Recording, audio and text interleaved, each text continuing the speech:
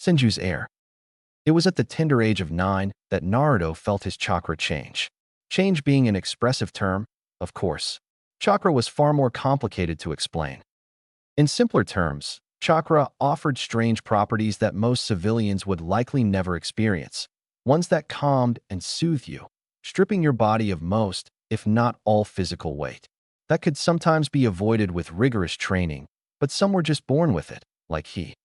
The problem was the endless desire his chakra had to change into something more.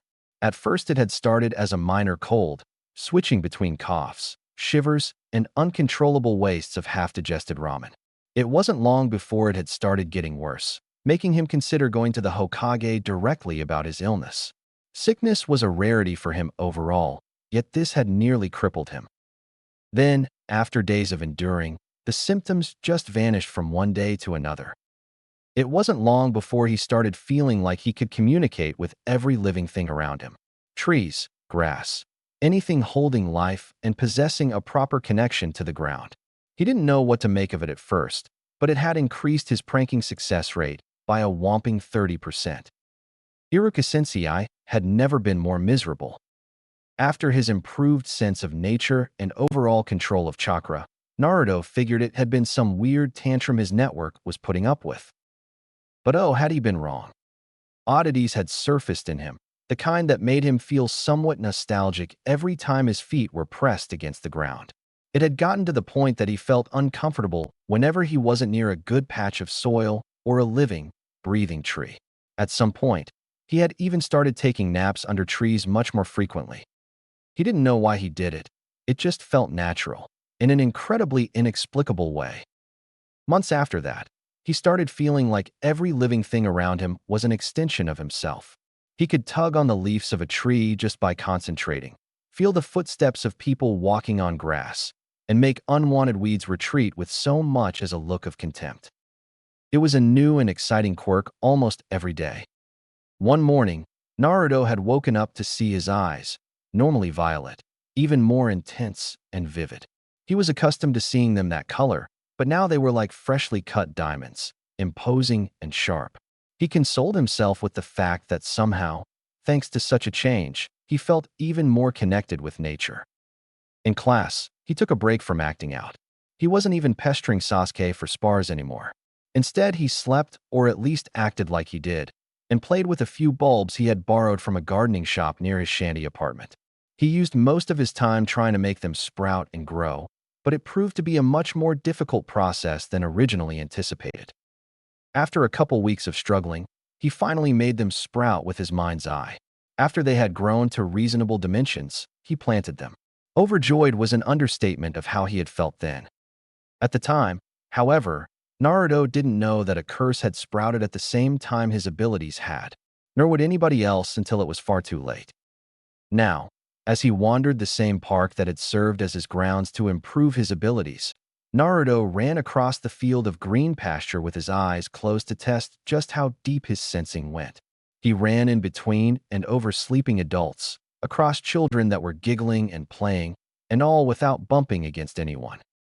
He stopped his little feet and opened his pair of lilacs, staring at what seemed to be a young girl with indigo hair and delicate-looking fair skin. He ran his way toward her and saw that she was crying under the same tree he usually used for naps. His eyes inspected her for injuries, but she held none. Finally, he found the culprit of her tears. Before her whimpering, kneeling figure stood a pair of stomped variegated tulips. He scowled seeing this, for they were the very first and same flowers he had bloomed with his strange abilities. "Are you crying because they stomped the tulips?" Naruto asked. The girl, feeble her composure and hoarse was her voice, nodded and spoke. "Yes, I have been coming over every evening to water them for the past 2 weeks. Two wanted to take them to show and tell after they had matured enough, but somebody was mean to them and squished them. They're broken beyond repair now." She was the one watering them. He had wondered why the flowers were growing at an unusual pace ever since he planted them. "Show and tell? By any chance, do you mean the one tomorrow in the academy?" The girl nodded once. "Yes, but I won't be able to show anything anymore." Humming, Naruto sat next to the girl and stared at the decimated flowers. True, these flowers would no longer breathe, Even his uncanny abilities would be unable to fix something of such a caliber. He turned to her and saw her sadness materialize with whimpers and sniffles. He sighed and stood back up. You must be in my class if you're having show and tell. Yash, I'll bring you some tulips to class tomorrow.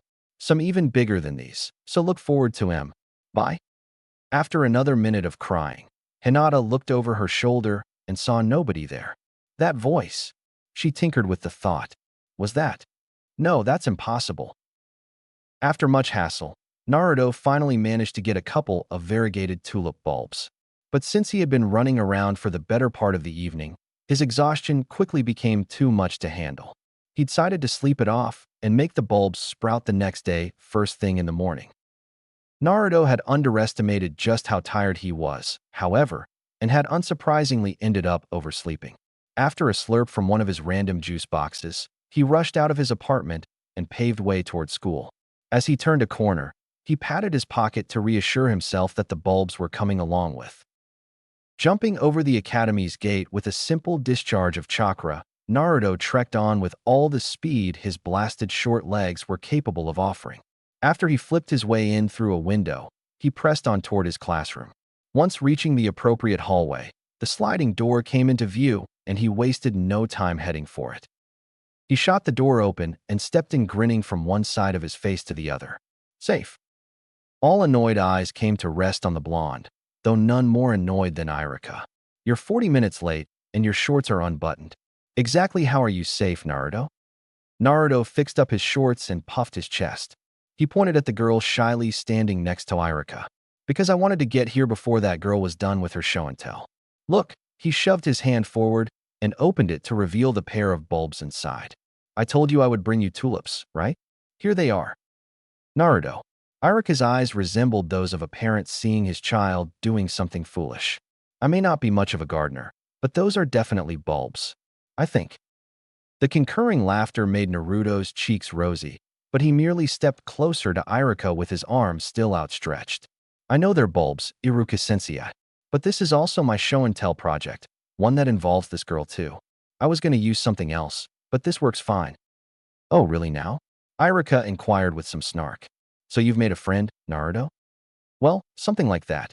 He portrayed the bulbs before the girl's eyes, unaware that her cheeks were growing redder by the second. All right, now look at this, Iruka-sensei. Eyes widened.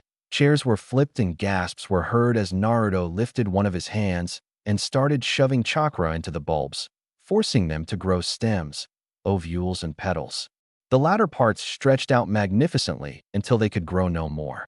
The ovules, circular in shape, grew its separate anthers, and the stems were thin but in no way imperfect. Done, he claimed, its colors a perfect copy of his own eyes. He exhaled and relaxed his posture. Smiling, his eyes peeked at Irika in search of praise, and saw that instead of amazement or anything around that venue, Irika was looking at him with shock and worry. Turning towards his classmates, he saw that they too were staring at him with more denial than surprise. Even the emotionless Sasuke was staring at him with broad, boggled eyes and with his mouth slightly agape. Naruto scrunched up his small face in confusion and muttered the only logical word in that situation. What? Tsunade was known for various things. The unwavering courage and strength she showed during the war, the beyond impressive bosom bestowed on her, and her hideous, seriously rotten luck, the latter of which she honestly couldn't stress enough. She suspected such bad luck was what gave fruit to the 3 greatest mistakes in her life.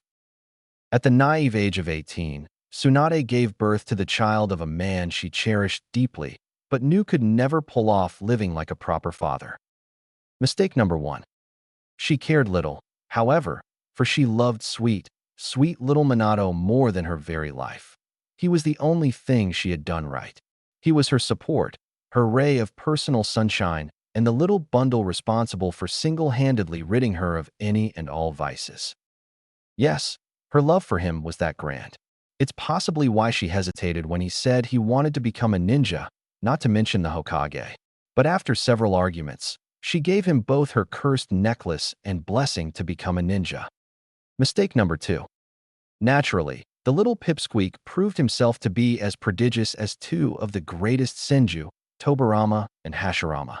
He only garnered even more fame as the Yellow Flash during the war, the fastest shinobi to ever live, they still say. However, before any of that, she changed his surname to Namikaze in fear that he would be targeted by the enemies of her clan. Mistake number 3. After the war was over, she was confident her young man had finally gained the respite he so charitably deserved. He had earned the title of Hokage, gained a beautiful wife she more than approved of, and practically ordered her and Jiraiya to live happily in a vacation that was meant to last forever. But of course, what was life without twists? Minato and his wife perished sacrificing themselves for Konoha, and everything she ever loved died with them. What disgusted her above else was that she could have saved him had she been there, at his side, like she should have been from beginning to end. But she had been naive, too trusting. She had been blinded by her own expectations that Minato, a Senju, could hold his own even against all 9 of the legendary Biju. From what she heard, he actually did hold his own against the Kyuubi, the strongest of the Biju. They say his ferocity in that battle was equal to that of Uchiha Madara, and that his will to protect had been just as powerful as his grandfather's. Unfortunately, that will to protect had been what ended his life in the end. It wasn't long before she found out Minato and his wife died protecting not just the village, but also their newborn, Uzumaki Naruto. For the past few years, Tsunade had lived blaming Minato for her suffering, for leaving her to grieve his death. Perhaps this had been illogical, but no mother should ever live to bury her own son.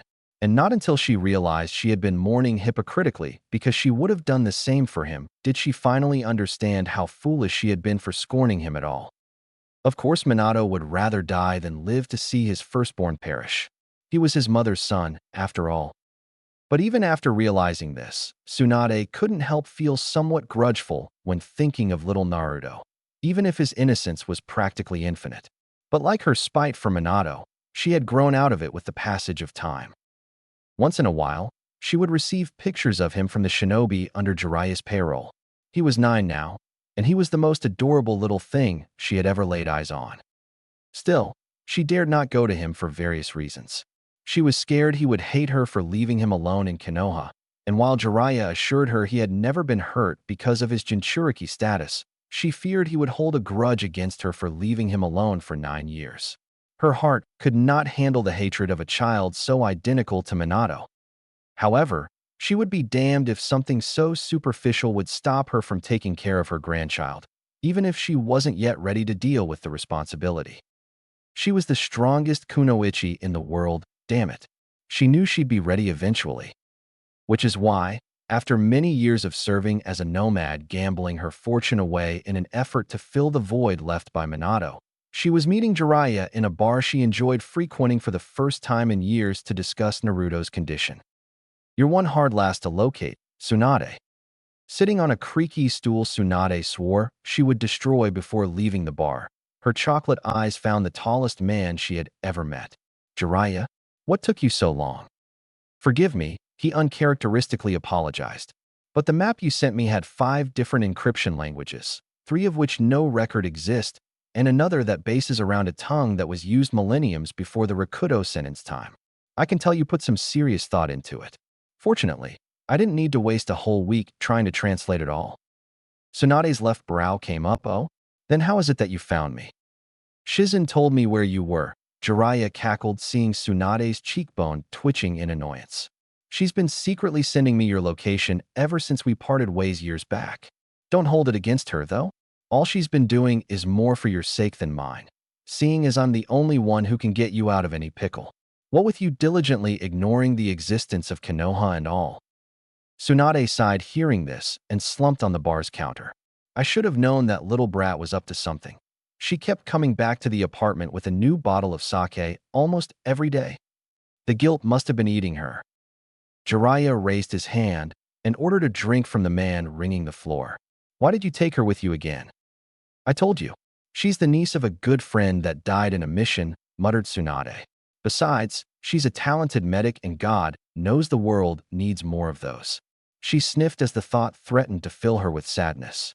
"So, on to what we're here for. How's my little blonde doing? Must I poison Konoha's water supply to get him out of that hellhole?" Did you know a few milligrams of certain elements can kill an entire human population via water holes? Jiraiya knew Tsunade was joking. Still, as he sipped from his newly arrived drink, he worried she would truly go through with her threat should he tell her what he knew. Tsunade, I need you to keep calm with what I'm about to tell you, okay? A chill crawled down Tsunade's spine. The fact that she knew the exact composition of the chemical drawing that reaction from her did little to calm her worry. Jiraiya, you have 5 seconds to keep talking. The darkness in her voice brought goosebumps to Jiraiya's arms. He had only heard such a deathly tone from Tsunade one time before, and he nearly died then. Promise me you'll keep calm. I am calm. The wood on the counter before them splintered under the sheer pressure, the girth of Tsunade's massive chakra. Her eyes turned to Jiraiya with moist already over them. Please, for the love of what you consider precious, tell me he's not. The few clients in the establishment started making their way out. Others that stayed began speaking amongst each other, having never seen visible chakra before. The bar attendant shakily neared them from his station, his face clammy and lacking any solid color. Is everything all right, ma'am, sir? Jiraiya suppressed a sigh hearing her plea. All this time, and Tsunade still didn't understand that she was what he considered most precious. We're fine. Sorry for the mess. I'll be held responsible for any further damage. Here, my account number. Take what you need. Seeing the young man waltz back hurriedly with the offered digits in hand, Jiraiya addressed Tsunade carefully. The little troublemaker's fine. He's not harmed or anything of the sort. It's just, he groaned and downed his drink in consecutive gulps to gain some false courage. Well, he's kind of being detained in the deepest pits of Umbu headquarters. That heartless, old bastard. The aura around the only female Sannin didn't change, though that only worried Jiraiya more than had she exploded into curses. It was like sitting next to a ticking time bomb long overdue for detonation. Tell me, why was he put in there to begin with? Jiraiya swallowed deeply as his mind drew up his next words. Take this with a grain of salt, Haim, but according to my informants inside the village, Naruto was seen using Mokuton as a show-and-tell project. The stool Tsunade was sitting on instantly turned into lumber. Her golden pigtails flailing under the power that is her green chakra, she turned and headed in the opposite direction, her heels clicking and scratching the boards under them. Ignoring the door 5 feet across from her, she made her own with a single chakra-enhanced fist. Tsunade. Jiraiya went after her and followed after the seething Sannin a wise 3 feet away. Boy, calm down, will ya? Where are you even going? A growl crawled its way out of Tsunade's throat hearing such a foolish question. I'm going for my grandson. Where the hell else? Tsunadesima. Shizune carefully landed behind Tsunade with Tauntaun in her arms. She too wisely kept her pace parallel to Jiraiya. I felt a giant tremor all the way from the hotel. What's going on? Jiraiya should have known this would be the outcome. Look, the political repercussions of you going in and attacking the Hokage's personal guard would be like putting a stamp saying Sklas Nuke Nin over your own forehead. It would be like telling the enemies of Konoha, a village your grandfather founded, that now is the best time to attack. Besides, even the old man wouldn't be able to go in and out of Umbu headquarters without losing an arm and a leg. Good thing I have 2 of each. Tsunade launched herself over the sapphire walls of the village and headed north, directly and without a doubt toward Konoha. Shizune groaned, but followed nonetheless. We left everything back in the hotel. Jiraiya cursed as he matched Tsunade's trail over the tree branches. I know what you're thinking, Tsunade, but his genes are invaluable to Konoha. They wouldn't so much as hurt him knowing what he carries. I feel the same way as you, but. Mid-jump, Tsunade grasped Jiraiya's robes and dragged him over her shoulder. Shizune gasped, Tsunadesima. Tsunade grinded her fellow Sannin over the surface of the ground for a long quarter-kilometer until the momentum stopped, coloring and injuring his back with grime and scrapes. She dragged him back up and crashed his much taller figure against a nearby tree, perfectly encrusting him into it. Her eyes brimming in tears, she separated his footing from the ground. Do you really? Because I don't remember seeing a single tear in your eyes when we buried our son. Minato knew you as a master, but not as a father. I raised him myself without your help. So how could you possibly fathom what it feels like to fear for the life of one's child? It is because Naruto has that bloodline running through his veins that I must go to him. Everyone, including you, see him as a sack of invaluable genes. It is because of that reason that only I can protect him. I see Naruto for what he is, a child. He's not a Senju. He's not an Uzumaki. He's my grandson.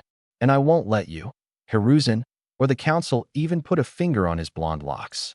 I will get him out of there, and not you or Konoha will ever get a shred of his DNA, even if I have to die to ensure it. Jiraiya tilted his head when Tsunade's fist came very close to blowing it off.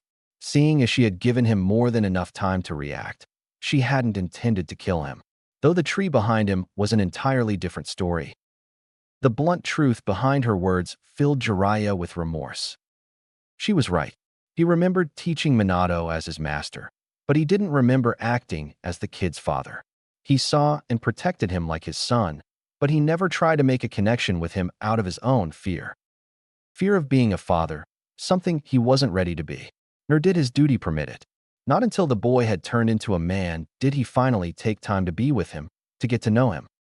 But just like Tsunade, he lost him at the absolute worst of moments. "Help me, Jiraiya." Her sudden plea caught the toad sage by surprise. He reassessed the woman holding him hostage and no longer saw the imposing figure he was so accustomed to seeing. Before him stood a desperate, broken woman asking for his help. It took him a moment to realize that all this time, Tsunade had been struggling to get those words out. "Tsunade, please." Tsunade released him and pressed her forehead against his chest, tears streaming down her chin. "Let's not make the same mistakes we made with our son." Hearing her say that was more than enough for Jiraiya to fight the entire world should it prove necessary. Redemption, family, all of it was knocking on his front door, and not even his loyalty for the leaf would stop him from answering. "Forget it, not again." Konoha, Hokage's office. Aside from the outside impression he naturally gave, Sarutobi was not a very patient man, as he made obvious in the last couple of days. When they burst into his office with news of that boy using one of the most powerful bloodlines in history during a show-and-tell no less, he proved his lack of patience when he acted with more haste than careful coordination. All kidding aside, the boy had not made it halfway to his office without being attempted against by unknown parties 5 times. 2 of those times had not been to kidnap, but to separate his little blonde head from those shoulders. The only reason he made it unscathed was because Kakashi had been part of the Umbu team aiming to secure him. And even when inside his office, Sarutobi doubted the boy had felt anything but safe when over a dozen meat shields courtesy of the Umbu had surrounded him. Now he was heading into an emergency meeting he called into order with every and all top dogs in Konoha, and by extension, the Land of Fire. Yes, even the daimyo. Old piece of worn rubber. How bad does he want a descendant of the Senju? "Did you say something, sir?" "Nothing, nothing," he assured his assistant, his pace quickening. Suki was her name, a little younger than he. She was kind if not a little nosy, though that's why he personally hired her to begin with. After considering several options, Sarutobi had decided to lock the boy in literally the safest place in the Land of Fire, the pits of Umbu headquarters, where there was an agent in every corner and over 300 more patrolled with specific regulations. Even Uchiha Itachi would find it difficult to go in and out of that place without losing an arm and a leg. He sneezed and his assistant muttered a barely audible "bless you." Perhaps somebody had the same thought. Some may call his actions a little excessive, but he would not take risks when it came to little Naruto's life. The child had suffered enough as it is. He was not ignorant to the way his teachers abused of their power and how the other children constantly used him as a scapegoat for their parents' foolishness. In fact, he recalled threatening some of those parents, if his memory served him well. He reached the double doors holding the meeting room, and his assistant grasped the handle, opening it and allowing him to enter. Holding his hands behind him, like a proper political figure, Sarutobi eyed what was Konoha's major players. The Hyuga, the Aburame, the Nara, every clan head in Konoha was sitting around a rectangular, wooden table.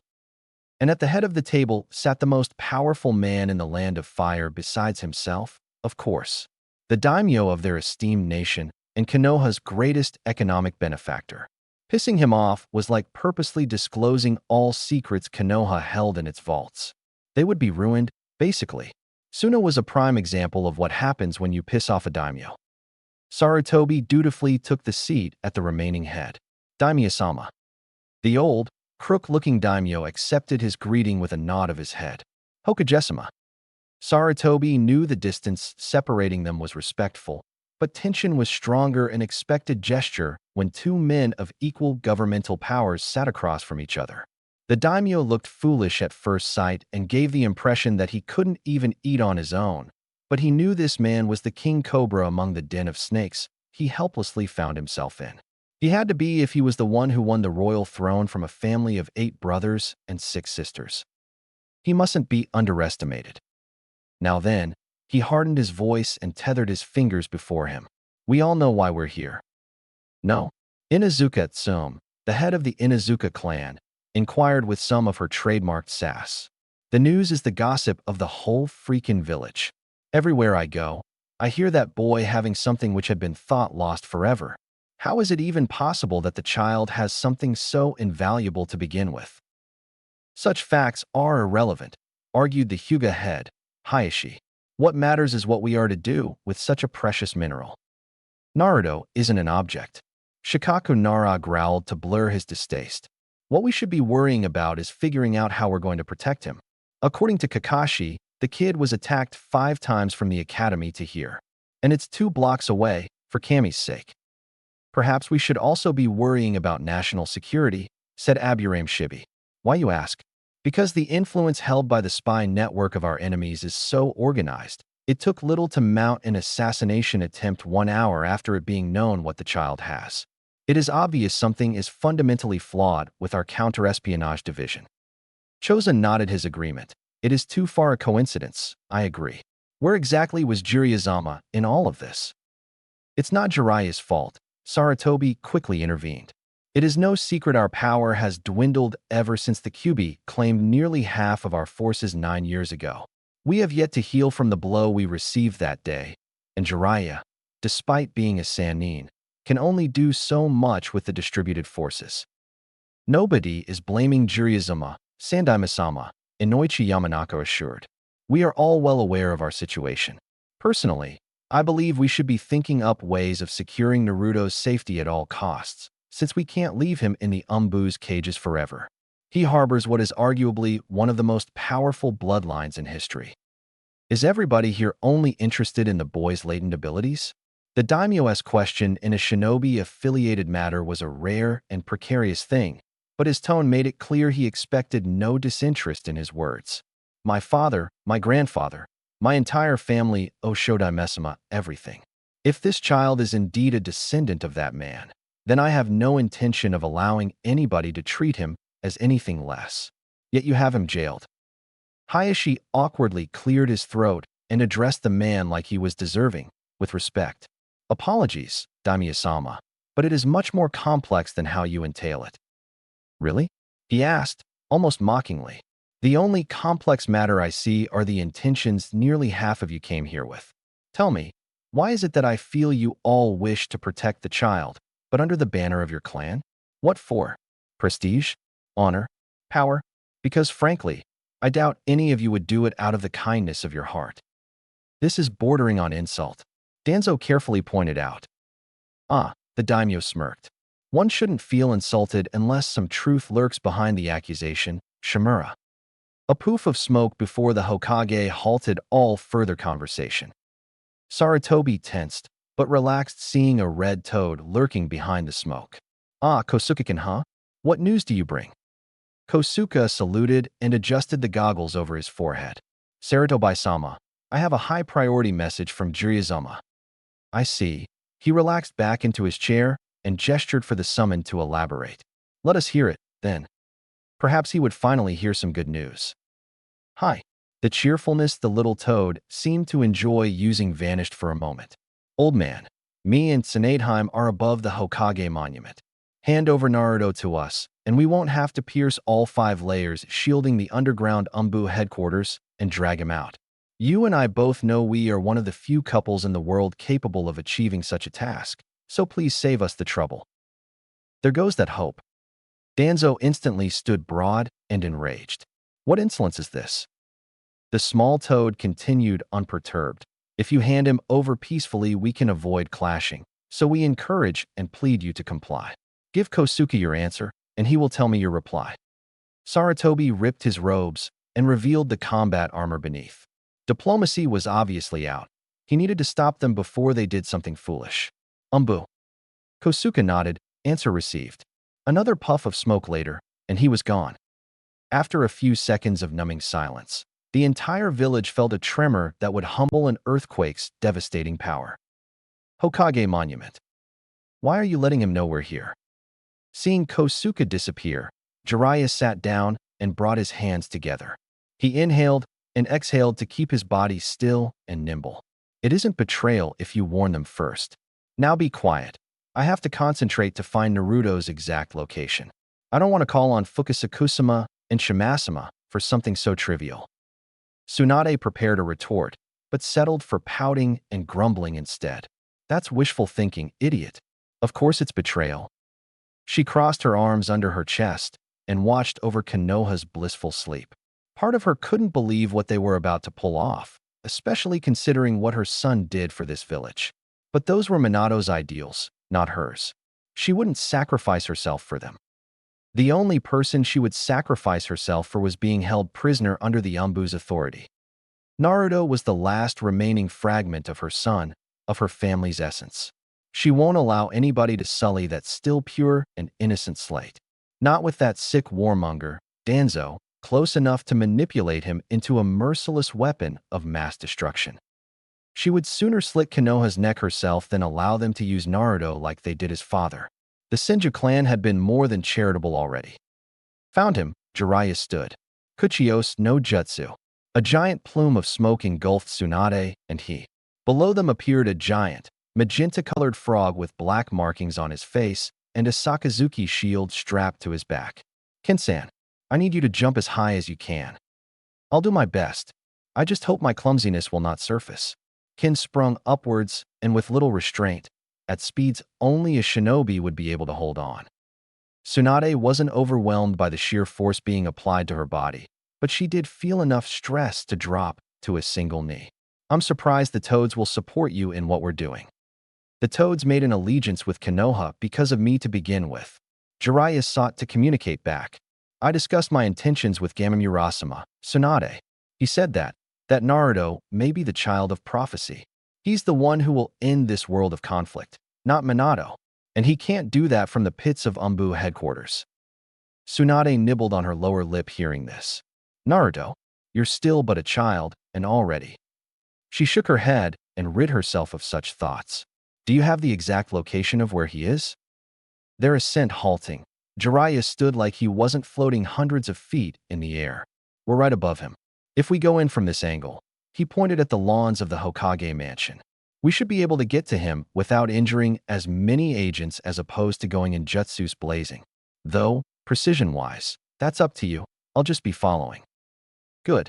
Tsunade slammed her fist against her palm. As she released her strength of 100 seal, entrails of dark tint painted her forehead and face. They crawled their way down, until even her arms and chest were marked as well. You'd only be getting in my way otherwise. TCH, Jiraiya playfully moped. You only act tough when you start using that overpowered seal of yours. A small cloud of smoke appeared next to him. Oh, Kosuke, what did the old man tell you? Kosuke seemed underwhelmed by the height as he gave a thumbs up. As you expected, Jiraiya-sama. Hokage-sama has started mobilizing his Umbu. No surprise there. Good work, Kosuke. Dismissed. Once Kosuke proofed away, he addressed Ken next. Why, Ken, thanks for the help.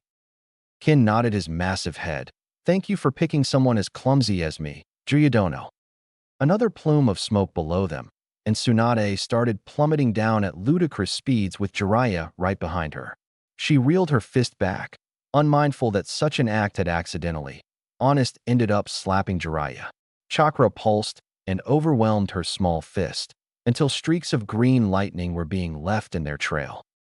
The memories of her youth with Minato played bells in her mind, and the pictures of Naruto running away paintbrush in hand only helped enhance that feeling further.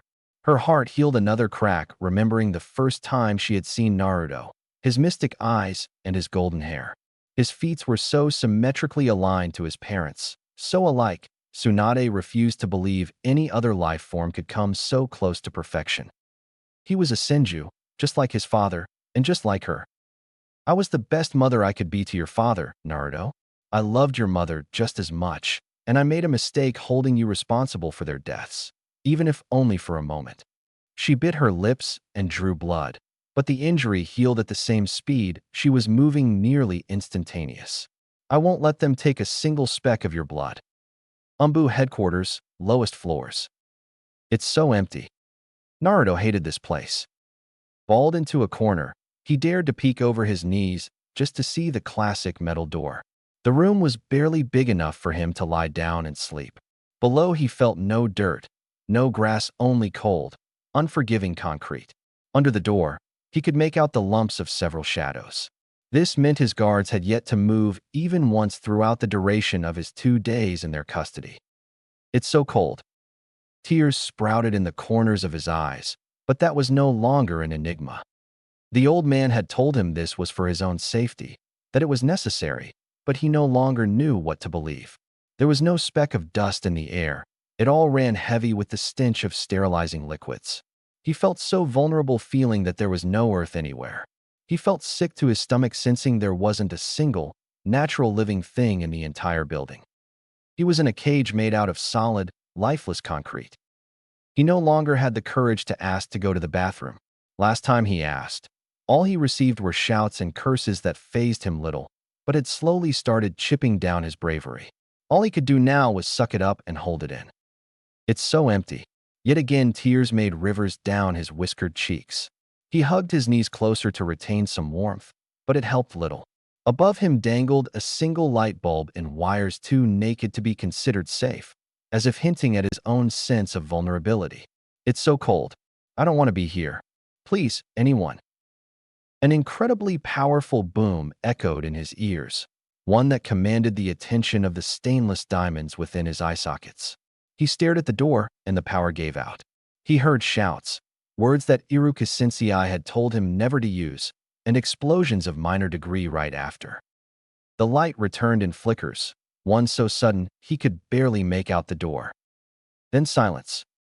He whimpered once the power gave yet again, this time for good. His teeth clattering and his eyes breaking into more tears, Naruto felt more miserable now than he ever did in his life. He heard shouts again, this time closer and clearer. He started trembling and held the need to go to the bathroom with every fiber of his being. Please, somebody get me out of here. In an instant, the door before Naruto was blasted off its hinges and crashing somewhere else entirely. The power returned, and the light had never been more welcoming. He raised his head and stared ahead. Right in front of him stood a woman with the most beautiful pair of chocolate eyes. His breath hitched and struggled to press forth from his throat. The thought that this woman may be here to kill him, like the many others, hadn't even crossed his mind when he saw the pureness in her eyes. Her expression, clothed in a blanket of flawless skin, was soft and welcoming, like that of a mother seeing her son for the very first time.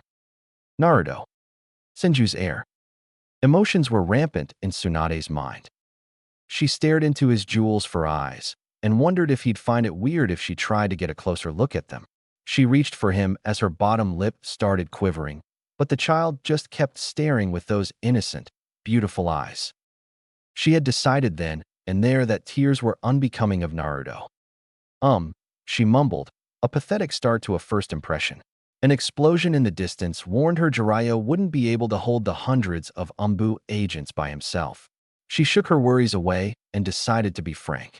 Look, there's no time to explain, but I have to get you out of here.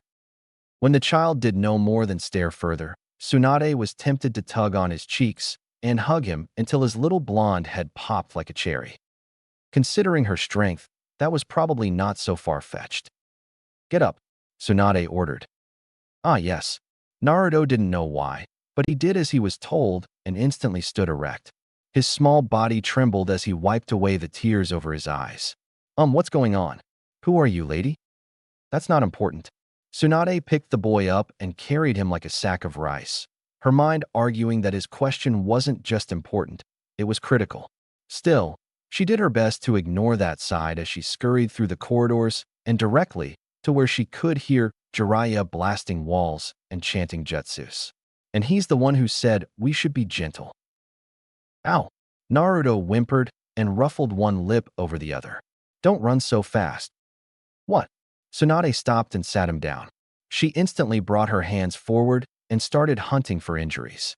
Are you hurt? Did those bastards do something to you? I swear if they did anything.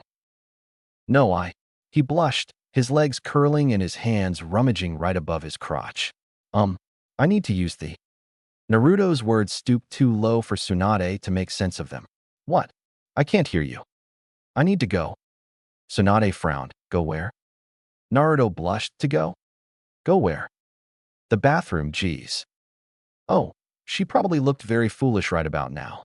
After locating a bathroom where Naruto could do his business, Tsunade waited outside the door whilst tapping her fingers on her crossed arms. This is ridiculous. A bathroom break during a battle against one of the most powerful organizations in the world? You really are your mother's kid. Tsunadesima. No shinobi was skilled enough to get within 100 feet of her without her knowledge, so Tsunade believed. But apparently, as she dropped into her stance and saw who had called her, such honed skills seemed to be easy prey for this man's ability. 50 feet down the hallway stood Kakashi of the Sharingan. You've made a really scary name for yourself, Kakashi. Your technique has improved a lot, too. Tsunade didn't need him to take that creepy mask off his face to know it was him. She smirked, the bones in her hands adjusting as she clutched them fiercely. But you're still no more than a toddler. You know you can't win against me. I've yet to meet a man that can, ma'am. Kakashi removed his animal mask and held it next to him. Are you sure this is the best for Naruto, Tsunadesima? Even if you do somehow make it out of here, you know all the consequences you will face with Konoha against you. Are you willing to lose it all just for him? Tsunade dropped her stance, realizing the young man had no intention of fighting. Unlike everyone in this village, I don't see Naruto as a tree that will sprout sun just like apples. You're one of the rare few who know of my relation to him, Kakashi. So either get out of our way or get ready to have most of your bones turned to dust. I'm game for either or. Kakashi's bangs of silver hair hid his distinctive eyes. Nevertheless, the wrinkles forming where his mouth should lay, said the young Umbu captain was smiling. I loved Minato Sensei like a father. He was all I ever looked up to. He was my goal and my friend. The day I lost him and Kushina-san is the day part of me died. I looked to Naruto as the last remaining star in my sky, one I could never reach and protect because of my own cowardice. Kakashi placed the animal mask over his face, the one that had saved and damned him, all to hide what welled in his eyes. He started walking towards Tsunade, but his shoulders held no intention of combat. I ask for your forgiveness, Tsunadesima. I've used you. I've used you to do something I was not strong enough to accomplish. Save Naruto from his loneliness and give him the life he deserves. Tsunade felt for the boy, not just because she sympathized for his lack of strength, but because he too lost everything to this lifestyle. As Kakashi strolled by her with his hands shoved away, Tsunade remembered that Jiraiya had never mentioned just who was the one sending her the pictures of Naruto. Her eyes widening, she turned around. Kakashi, it was you that… The solemn copy ninja was gone. Only a couple of dangling leaves from a body flicker remained. Minato had once told her just how grand of a genius one of his students had been. But as she watched the assortment of leaves twinkling and seething their struggle against gravity, she realized that this brat didn't just have genius in him. He also had the manipulative abilities of a born Kage. Ow! Naruto stumbled his way out the bathroom door, trying to button up his little shorts. Come on. I hate these things. They never do what I tell him to do. Oh, for the love of… She kneeled before the child and pulled on his shorts. You have to pull them up a little fur, Boy, these are way too small. Who bought them for you? Naruto stared at her strangely and said, Bought him? I stole him. Did you now? Tsunade sneered. Oh, me and you're gonna get along real well. And it's not M, it's them. I won't have you abbreviating in front of me, you hear? Naruto swallowed. Yes, ma'am. There. She retook Naruto under her arm and started running at full speed. They had wasted way too much time on shenanigans. As they got closer and closer to the sounds of battle, Tsunade could clearly feel how Naruto's body started trembling like he was suffering from hypothermia. "Hey," she called for him, and his eyes met hers. She grinned. "Don't worry. I won't let anything happen to you. I promise." Seeing her eyes sparkle so strongly with confidence, Naruto had never felt safer and so protected. Nodding his head, he accommodated himself into her embrace. He dug his face into her neck and twirled his arms around it, her own arms encircling him so he remained steady. Naruto sighed in relief. "Wow, she smells so nice." Tsunade could remember clearly the times she had held Minato just like this. His slim, petite body, his curls of blonde hair tickling her neck, and the strength in which his small arms wrapped around to show affection. A tear made its way into her eyes, wondering how she could be foolish enough to wait so long to claim this feeling. "It scares me just how much I love you already, Naruto." Turning yet another corner, Tsunade finally saw Jiraiya behind a mud wall a few feet away from the holes she had made on the various roofs. Dodging a few kunais in her way to him, she slid and took shelter behind the defense jutsu. "Jiraiya, we're here. How are you faring?" "You kidding?" Jiraiya grinned as his eyes sparkled like newborn stars. "There isn't an army on earth that can stand against the gallant Jiraiya, conqueror of lands and lover of female underwear." When Tsunade giggled, Jiraiya gawked. She had never laughed at one of his perverted jokes before. "You found that funny?" Tsunade rolled her eyes. "Of course not. I just heard Naruto grumble something about smelling a pervert nearby." Seeing the smile and glow about Tsunade, Jiraiya found himself smiling too. "I see he's got a good nose." Falling to a serious demeanor, he turned to the matter at hand. "They have us surrounded from nearly all sides, and you can bet there's a team heading around to try and flank us. They've long started using explosive tags and jutsu, so you should let me head out first to serve as a distraction. Maybe we should use the other EXI." An umbu came from the right side of the wall, another from the left. The first sent a kick for Tsunade, and she had no other alternative but to turn and allow the attack to meet her back, preferring to receive the damage in Naruto's behalf.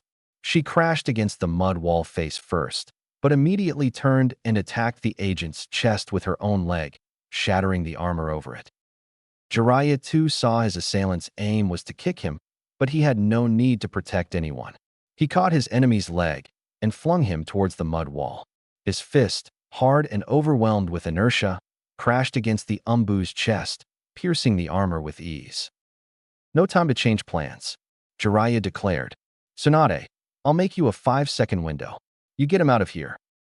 "All right." Using his wild lion's mane, Jiraiya covered himself and used his steel-hard hair to jump across no man's land while absorbing the impact of kunais, fire jutsus, and explosive tags. He stood in the middle and withstood the assault of over 100 umbu agents. He sprung through seals and breathed in. Fire release, he unmeshed the top of his hair jutsu. Fire bullet. Aiming it directly where their entrance was, Jiraiya unleashed his molting fire straight for the surface, forcing every agent around the various holes to scurry back before facing severe burns. He turned towards his fellow Sannin with his hands preparing to boost her. "Tsunade, move." "Naruto, keep your head down." Tsunade held the boy close and ran straight for Jiraiya. She pumped her legs with refined chakra and used Jiraiya's hands as a springboard. "I better see you up here next." Jiraiya watched her take off and make it out of the death pit with little difficulty. Dread quickly drained his face of any positive emotion, feeling the crumbs of natural energy, telling him just what was on the surface. Tsunade. His digits started making seals like machines born for said purpose. It's too cramped for Gamabunta, but for them. As soon as the final floor had been cleared and she reached the surface, Tsunade knew this had been a horrible mistake. The first thing she saw was a male with a white cloak and black trousers, the umbu commander, and another 50 umbu agents. She landed, and they all finished their hand seals. "Oh crap." "Umbu," the commander spoke, his voice void of all emotion and lacking any shade of mercy. "The sacred law has been breached by the slug princess of Konoha." He raised his hand with his index aimed skyward. After a moment of silence, he dropped his hand and pointed. "Process her." One jumped over everyone. Fire release. Another slid past his teammates, lightning release. 5 formed a pentagon around Tsunade, earth release. Several aimed straight for her, water release. From all directions, a jutsu from most elements started heading straight for her with the intention to kill.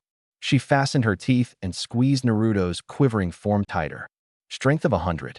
Yet again, thick lines of black markers spread across her figure, filling her being in practically perfect chakra. You'll need 100 more to take me. She hugged Naruto with one arm and used the other to slam her fist against the floor. The explosion that ensued consumed the area with dust, but not before countless rock formations were lifted and used to cover the center of Ground Zero, where Tsunade and Naruto stood. Another round of countless booms followed suit from the elemental jutsus, destroying the rocks summoned by Tsunade's monstrous strength. After that, however, Tsunade could do no more but hope Jiraiya or someone would come to assist her. But instead, as she swiped away the airborne dust with a flail of her arm, all she could see were the dozens of kunais coming her way from every direction. Tsunade didn't even realize she had decided to use her body to cover Naruto until after she had done it. A sharp pain penetrated every nerve in her body. Hold your fire, fools. Naruto had rarely seen blood before. At best, he had seen his own blood from scrapes on his knees, or from the result of sloppy fiddling with shuriken, but nothing on the level of what he was about to see. He tipped his head up to see the scene playing out before him. The sight of the lady who had rescued him, Tsunade was her name, shielding him from dozens of knives. He assessed her further and saw kunais in her arms, legs, and back, all of which had drawn blood and had started touring down her body. Why? Drips of it met his forehead, and Naruto gawked with horror, etching his clammy face. Even more started pooling under him until his hands could feel the thin warmth of it at the tip of his fingers. WWHY? He inquired yet again, his voice small and cracking. Why would you go so far for me? Idiot. Tsunade's grin would have been infectious had there not been a reasonable amount of blood making her lips a tad redder than usual. Didn't I promise to keep you safe? Besides, do you think a grandmother would ever let her grandchild suffer pointlessly? That's not how a family works. His eyes flashed a very thick scarlet. Family? Was that why she had taken the blow on his account? Naruto had never felt angrier and more confident in his abilities than that very moment. You're my grandmother? Then, you know my father and mother? Tsunade chuckled at such a convoluted question. Of course I know them. Your dad was my son. She groaned as her body started mending. The thought that told her this was not the time to have this conversation, ignored by the adrenaline coursing through her veins. I loved your father very much, Naruto, and I love you just as much. I'm so sorry I left you alone. Damn, Hiruzen cursed much more strongly in his mind. The scene before him was like a war-torn battlefield, one punched in the face by countless meteors right after. I was almost too late. The respected council landed behind their Hokage, Danzo unsurprisingly in the lead. He assessed the damage with a critical eye. The procedure to this was obvious to him. Umbu, arrest them. Wait. Hiruzen swung his summoned staff and halted all agents at his command. They stood down, and he frowned. Nobody touches them without my permission. And mine. Jiraiya landed, cracking the floor under him, his impeding figure much larger than usual. It wasn't because of his height, however, but because of the two legendary toads fused to his shoulders and the silky, controlled nature of his killing intent. His face was toad-like. His marks were longer along the sides of his face. A goatee graced his chin, and his nose was larger. To have to resort to this. Damn it. Every Umbu, including the commander, took a step back from their line. His eyes were as intense as any other Sharingan, and his appearance and aura guaranteed he would not take kindly to any who stepped closer into their space. This, they mentally argued, is what it meant to be a Sannin. The power of just one of them was being showcased right before their eyes, and it was a magnificent sight to behold as a ninja. Shikaku phrased it the way everyone thought it, sage mode. Does anyone know a stronger word for troublesome? Only Sarutobi had the stones to invade Jiraiya's ground. His chakra flared amongst his soldiers like a king reclaiming his authority. Those there were reminded just why he was hailed as the god of shinobi. You two are testing my patience, Hiruzen began. You may be my students, and I cherish you both deeply, but I will not show mercy to those that harm my village. Hypocrisy runs well in Hokages. Jiraiya knew he struck him good when the old man's eyes narrowed. Seems that wound Orochimaru left is still fresh. Fukasaku-sama, Shimasama, are we ready? Fukasaku brought his hands together into the ram. I, Jiraiyakin. Ma, for the sake of the child of prophecy, we mustn't hold back. Shima also squirmed her toed hands into a seal. Yeah, let's just hurry. I've dinner to prepare, and little time to get to it. Fukasakudono, Shimadono. Sarutobi sighed, seeing two of the strongest summons in existence on each of Jiraiya's shoulders, the two sage toads. Their interactions may have been limited, but they still knew each other fairly well. I find it difficult to accept that you have taken Jiraiya's side. It's not about sides, Sarutobikin. The dense power of Fukasaku flourished like a cloudless eastern sky in the morning. The ground under Jiraiya cracked, hinting at the amount of energy streaming through the Sannin. It's about what's right. You should know that better than anyone. Bah. Shima was not dwarfed by her husband's exposition of energy. She concentrated and processed natural energy with just as much ease, if not faster. Let's get this on already. Jiraiya sneered, seeing the Hokage's pace quicken. I've wanted to go all out against you for a while now, sensei. Think the student finally surpassed the master? You're 1,000 years too early to even consider such a foolish thought. Sarutobi dashed forth, his mineral-hardened staff reeled. Oh, I don't know about that. Jiraiya fused his right fist with great amounts of natural energy. You've long been out of your prime, old man. A steel-hard fist met a diamond-hard staff with immense force. The shockwave that resulted lifted dust again, but this time those standing around were pushed back by the sheer inertia of it. As the view cleared, cracks spread from the center where Jiraiya and Sarutobi had clashed, like spiderwebs woven by the very laws of physics. I believe this has gone too far. The fire daimyo appeared with his two guardian ninja at his sides. Yet again the man was presenting himself in a precarious situation, one where royalty had no place. But no Konoha ninja had the courage to point out. I admire your courage and loyalty, Hokage-sama. But isn't there some other way we can solve this? The eyes of Jiraiya and Sarutobi flashed for a moment. They've cost this village on all fronts, Daimyo-sama, Danzo growled. There is no excuse for their actions. The least they deserve is a death sentence for their betrayal. No. All eyes went for the child in the middle. Naruto stood defiantly before the hundreds of shinobi, all with the ability to kill him with as little as a swing of an arm. He knew. Yet his eyes, they were fearless. He stood guard with his arms outstretched in front of Tsunade. They were no longer trembling. Nobody will take her away from me. A child this young shouldn't possess such unwavering courage. Everybody present knew this. Then they recalled just where his roots were, and the reason he was being kept in the Umbu's pits in the first place. This boy was undoubtedly a Senju. What magnificent, staggering bravery. The daimyo stood in awe and inspired on his own 2 feet. One so young and already demonstrating the virtues of a born protector. My, if I didn't know any better, I would say you were the Lord first reincarnated, child. He may not be the reincarnation of my grandfather. Tsunade raised herself from the ground without an injury in sight. Smiling down at the wide-eyed Naruto, she stood by his side and pushed him to her. But he is the offspring of our son, the Yondaime Hokage, Namake's Minato. This boy is my grandson, and I will not let Konoha use him as a political bargaining chip, that I swear. Even the Umbu were caught off guard by her confession. The Yondaime's son? Incredible. Silence. Danzo also stepped within Jiraiya's circle without worry, his face showing an abundance of rage. Those are national secrets you're spouting, Tsunade. Does nobody here understand the gravity of the situation? Are we all here to spit out secrets like a bunch of ingrates? Control yourself, Lord Danzo. Shikaka Nara strolled his way past the enraged elder and stood next to his Hokage. We are before Umbu here. Do not mock their loyalty by saying they will gossip about such sensitive information.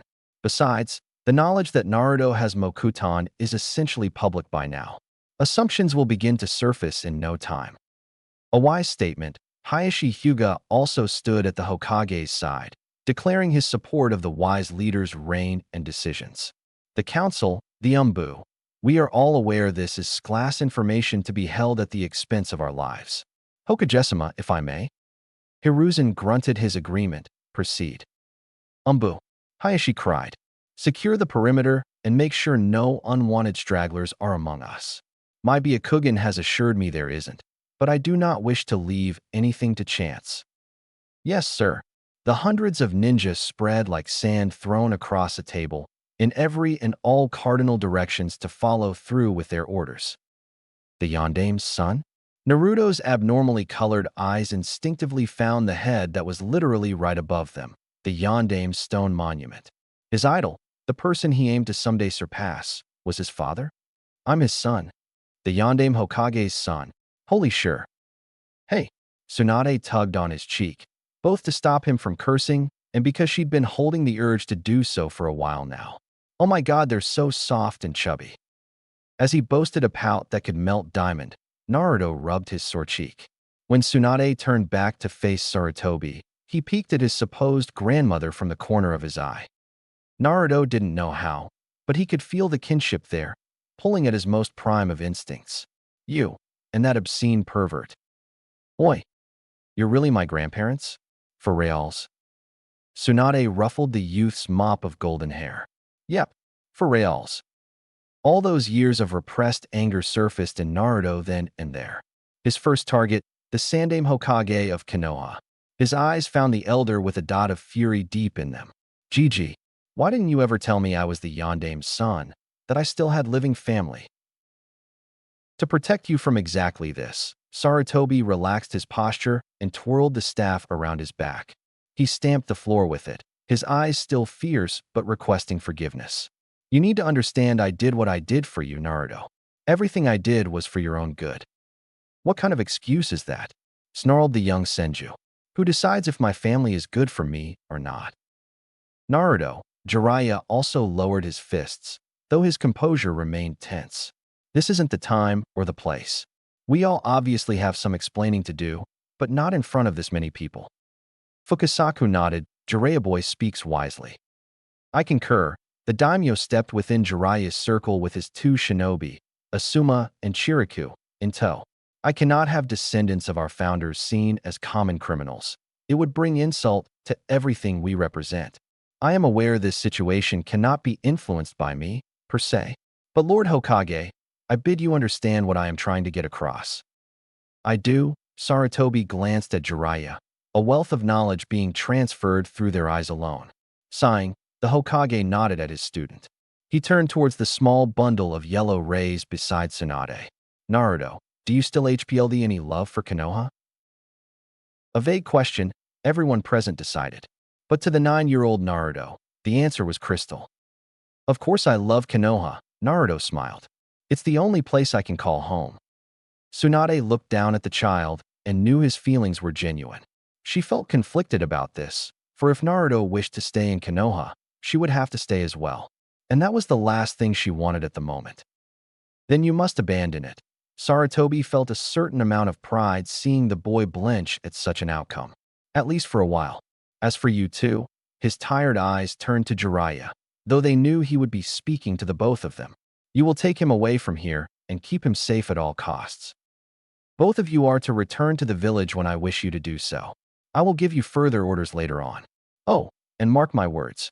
If either of you tries anything slick, I can assure you I will not be as merciful as today. You have been warned. This is blasphemy, the former leader of Root, Danzo, growled in disbelief. They basically destroyed Umbu headquarters, made a mockery of the Hokage's power, and now you're letting them get away scot-free with the Jinchuriki? Have you finally gone mad, Hiruzen? What makes you think you have the authority to get away with this? As he eyed Danzo from the corner of his withered eyes, Sarutobi made something abundantly clear. I am the Hokage, he proclaimed, his aura pulsing as if to rectify such a status. Does anybody here think they can defy me without consequence? His council of clan heads wisely came to stand around their leader. This village is not ruled by democracy, Danzo. The majority does not decide what is best for Konoha. I do. Naruto stared at the Sandame with awe in his grape-colored eyes. Whoa, I didn't know Gigi was such a bot as a cool guy? What's a Jinduki, by the way? It's Jinchuriki, Naruto. Tsunade smiled at him. And I'll tell you when you're a bit older, deal? Naruto grinned, thinking it may be a super secretraman recipe only adults know about. Deal. Danzo had never felt more outnumbered and humiliated. Grinding his teeth, he made his way into their unified squadron with the usual small limp in his step. You're right, Hiruzen. You are the Hokage. The faintest smirk came to his lips once he stood in front of Sarutobi, as if to assure that he would follow him. He would have his chance someday. Tsunade looked at Jiraiya suspiciously and whispered just below the threshold of common courtesy. Did you and Sarutobi plan all this? It feels way too extravagant and convenient. Saying his appreciation and goodbyes to the elder toads, Jiraiya turned back to Tsunade with his face back to normal. He gave her a toothy grin and 2 sparkling thumbs up. Maybe we did, maybe we didn't. Well then, the daimyo chuckled as he partook at the suddenly popular custom of surrounding the Hokage. Naruto-kun, I have the perfect place for you to hide out in. How would you like to live like you deserve and indulge yourself in the luxuries of my castle? It is surrounded by a beautiful forestry, and I have a young heir you may enjoy playing with. Naruto stared at the man, his mouth open to show but a small black. He looked up at Tsunade. Who is this creepy old dude? In all his years knowing him, Sarutobi had never heard the daimyo howl with such an honest and unrefined laugher. Senju's heir. Naruto opened his eyes and rubbed them to rid the drowsiness in them. Feeling silk against the upper portion of his arms, he dug them deeper under the cold offered by the nether parts of his unusually plump pillows. Feeling suspiciously comfortable, he sat up and inspected the room he found himself in. The sheets around him were a strong magenta, made from a material he knew was expensive just by the coloring.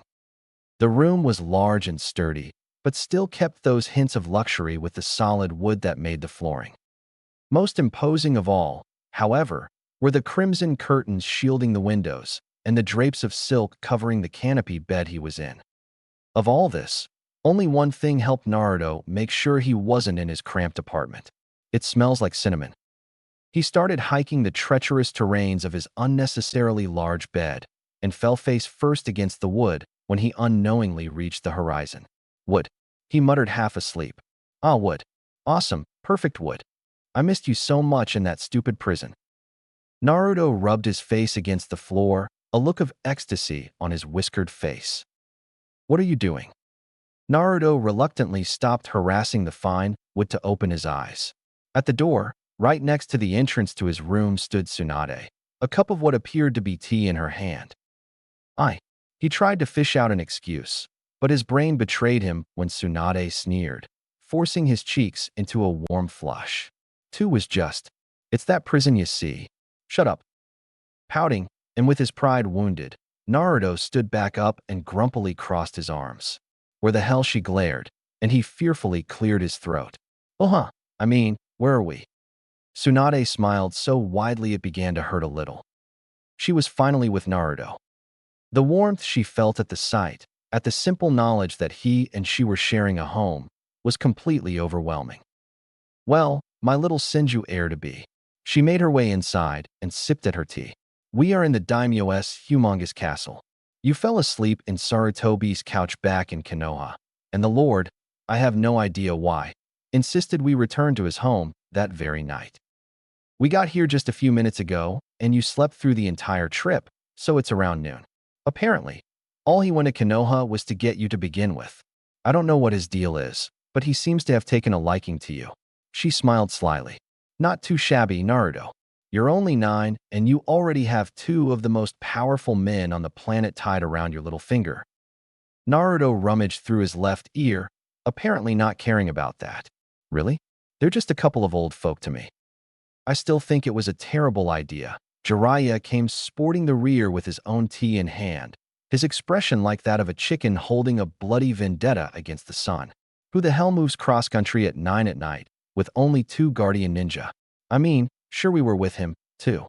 But come on, I'm supposed to be on vacation. Whoa. Naruto's index pointed at Jiraiya, outrage enhancing the lines over his face. The god of hentai is also here. Show some respect, you little brat. Jiraiya exploded. I'm also your grandparent. Naruto stuck his tongue out. Doesn't excuse you of your crimes. God of hentai. I haven't even done anything. And stop calling me that. It is so uncreative. When Tsunade blurted out laughing, their little childish squabble came to a halt. She swiped the emotional tears pooling in her eyes, some of happiness, others of raw disbelief that such precious moments would finally be consistent. All right, that's enough. She sighed as she dropped all playfulness. Naruto, I think you're entitled to some answers, so ask away. Naruto steadied himself and stared at them both, as if he were searching for something. Why did you leave me alone for 9 years? Naruto's eyes hinted at how straightforward he would be in his questions. He didn't even seem his age for a moment. The Toad Sannin was the one to wonder if that had anything to do with the Senju blood in his veins. Jiraiya used one of the canopy's posts for support and pressed himself against it, sipping at his tea. There will be no lies between us, Tsunade. I know. Tsunade nearly snarled. Her heels clicked against the floor as she neared a polished, ebony-colored table and placed her cup over it. I held you and Minato responsible for the destruction of the one happiness I had. It was only for a short period of time, but I did so nonetheless. You were already 4 by the time I snapped out of my own foolishness. I couldn't bear to see you hate me, so I cowardly refused to return. She's not the only one at fault here, Naruto. Jiraiya finished his tea and laid the cup next to Tsunade's. I may have spent most of my time trying to keep you both out of harm's way, but it makes me feel no less ashamed that I wasn't there to try and make you two get acquainted with each other. It's one of my many regrets. Hearing this gave Naruto a mixture of emotions: anger, grudge, understanding, and sympathy. Sure, they had left him alone, but now they were back and they wanted to be with him. When was the last time anyone had ever said that to him? Still, the feelings of reproach and resentment were there, present among everything else. The fact was that Tsunade had still abandoned him, but his unselfish nature kept him from demanding an apology because she had lost a son, something he knew nothing about, but was not insensitive enough to ignore. He better than anyone understood how fragile a person can be. I don't think I can forgive you. Naruto's eyes wandered to ignore the looks of pain the two Sannin turned to give. He was only human, and he could only pray this feeling of resentment would be washed away with time, though he wouldn't count on it. Well, at least not immediately. Another, probably as important question entered his mind. Naruto's eyes sparkling, he continued, What's with me? Why do I feel this weird chakra streaming through me? It's like every living thing around me is an extension of myself, and I can use it to absorb my surroundings. In fact, right now I can feel people walking inside this very building. I don't even know how. It's would release. Tsunade grinned and patted the confused little blonde's head. You're a Senju, Naruto. What you have is called a bloodline, and that bloodline allows you to activate jutsus that would otherwise be impossible for other people to use because of differing genetic traits. From what I know, these cells procreate as late bloomers, hence the rare system that imitates somewhat of a progenitor circle in which. Stop. Stop. Jiraiya shook his head at the look of innocence Tsunade gave him. This kid's 9, Tsunade. Stop giving him the medical theory and just tell him outright what it is he has. He too patted Naruto's yellow head. Congratulations, kid. You can make wood. He scowled. Why does that sound dirty? Oh, I can use that, oi. Jiraiya started scribbling like mad as Tsunade flicked his forehead. The perverted Sannin was sent crashing out the opposing window.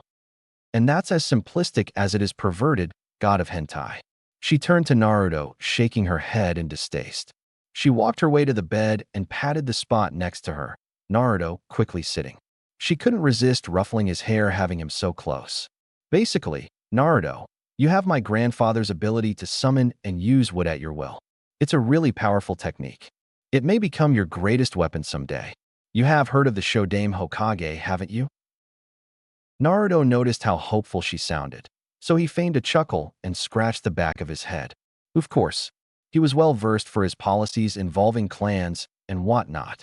In fact, I remember. You've never heard of him, have you? I have not. Naruto laughed nervously as Tsunade's eyes narrowed. Come on. Iruka Sensei's lectures are so boring. That stuff never sticks. He made a face, seeing his grandmother a bit saddened. Well, I at least know he used to be incredibly powerful. The kids in my school used to say he may have been one of the strongest Hokages. Tsunade smirked semi-smugly.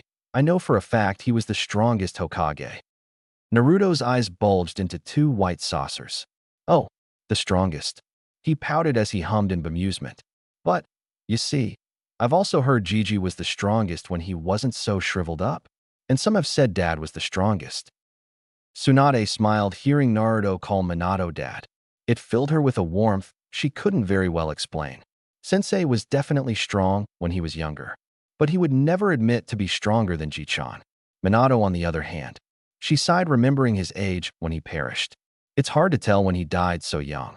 But yes, he was labeled as the fastest shinobi, and he was barely scratching his 20s.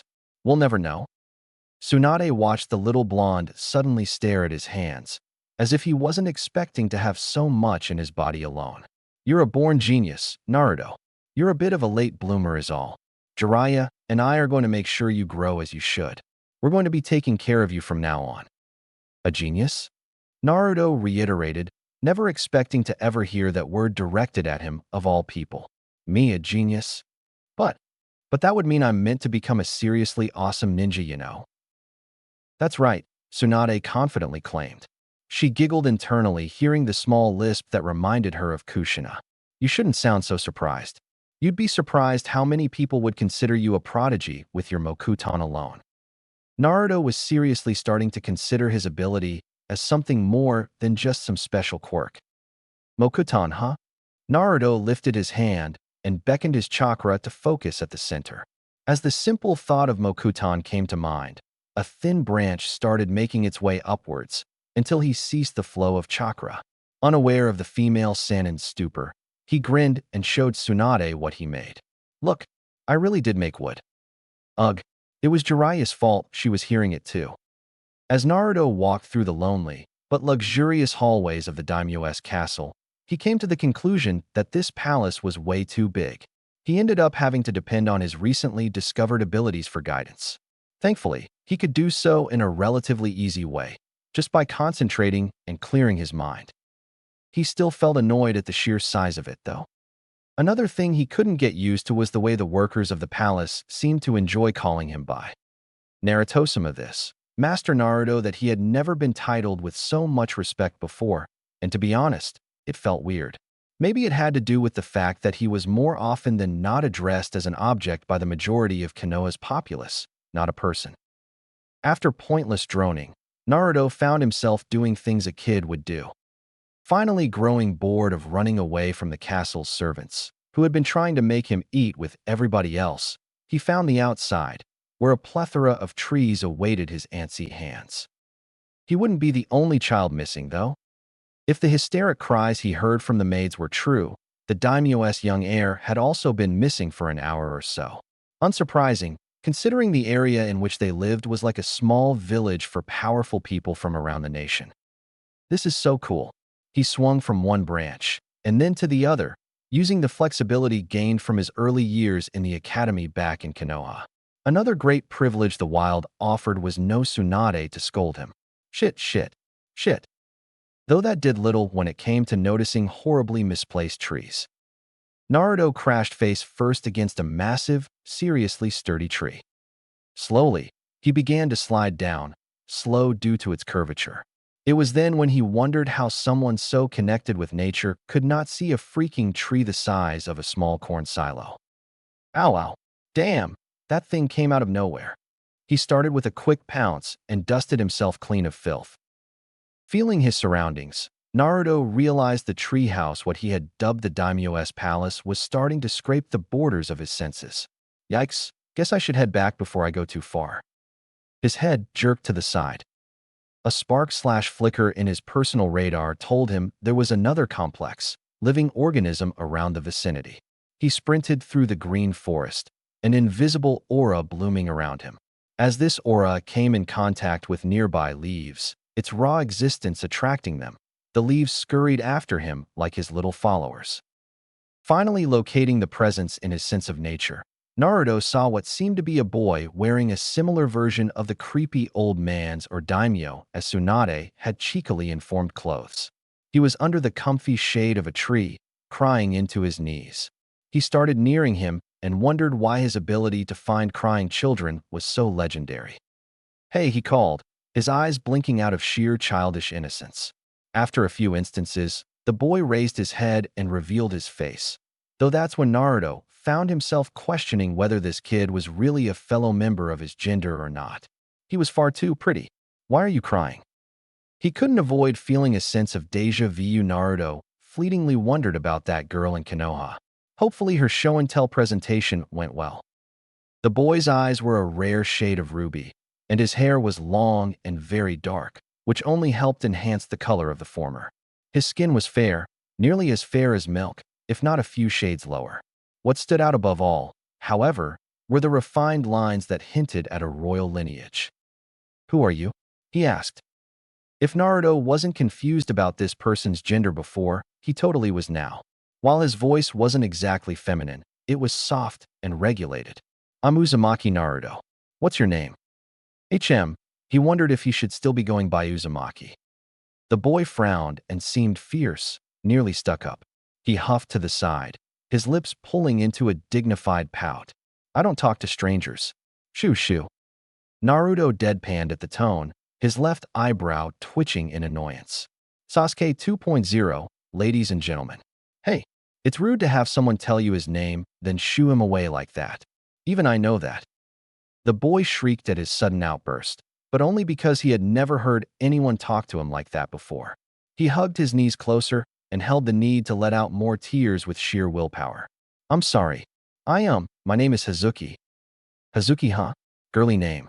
Naruto dropped on his crossed legs and only just noticed the leaves hovering an inch from the floor. His eyes brimming in amazement, he observed how they orbited him, like debris kept within a stellar object's gravitational power. Holy peanuts. I hadn't even noticed them.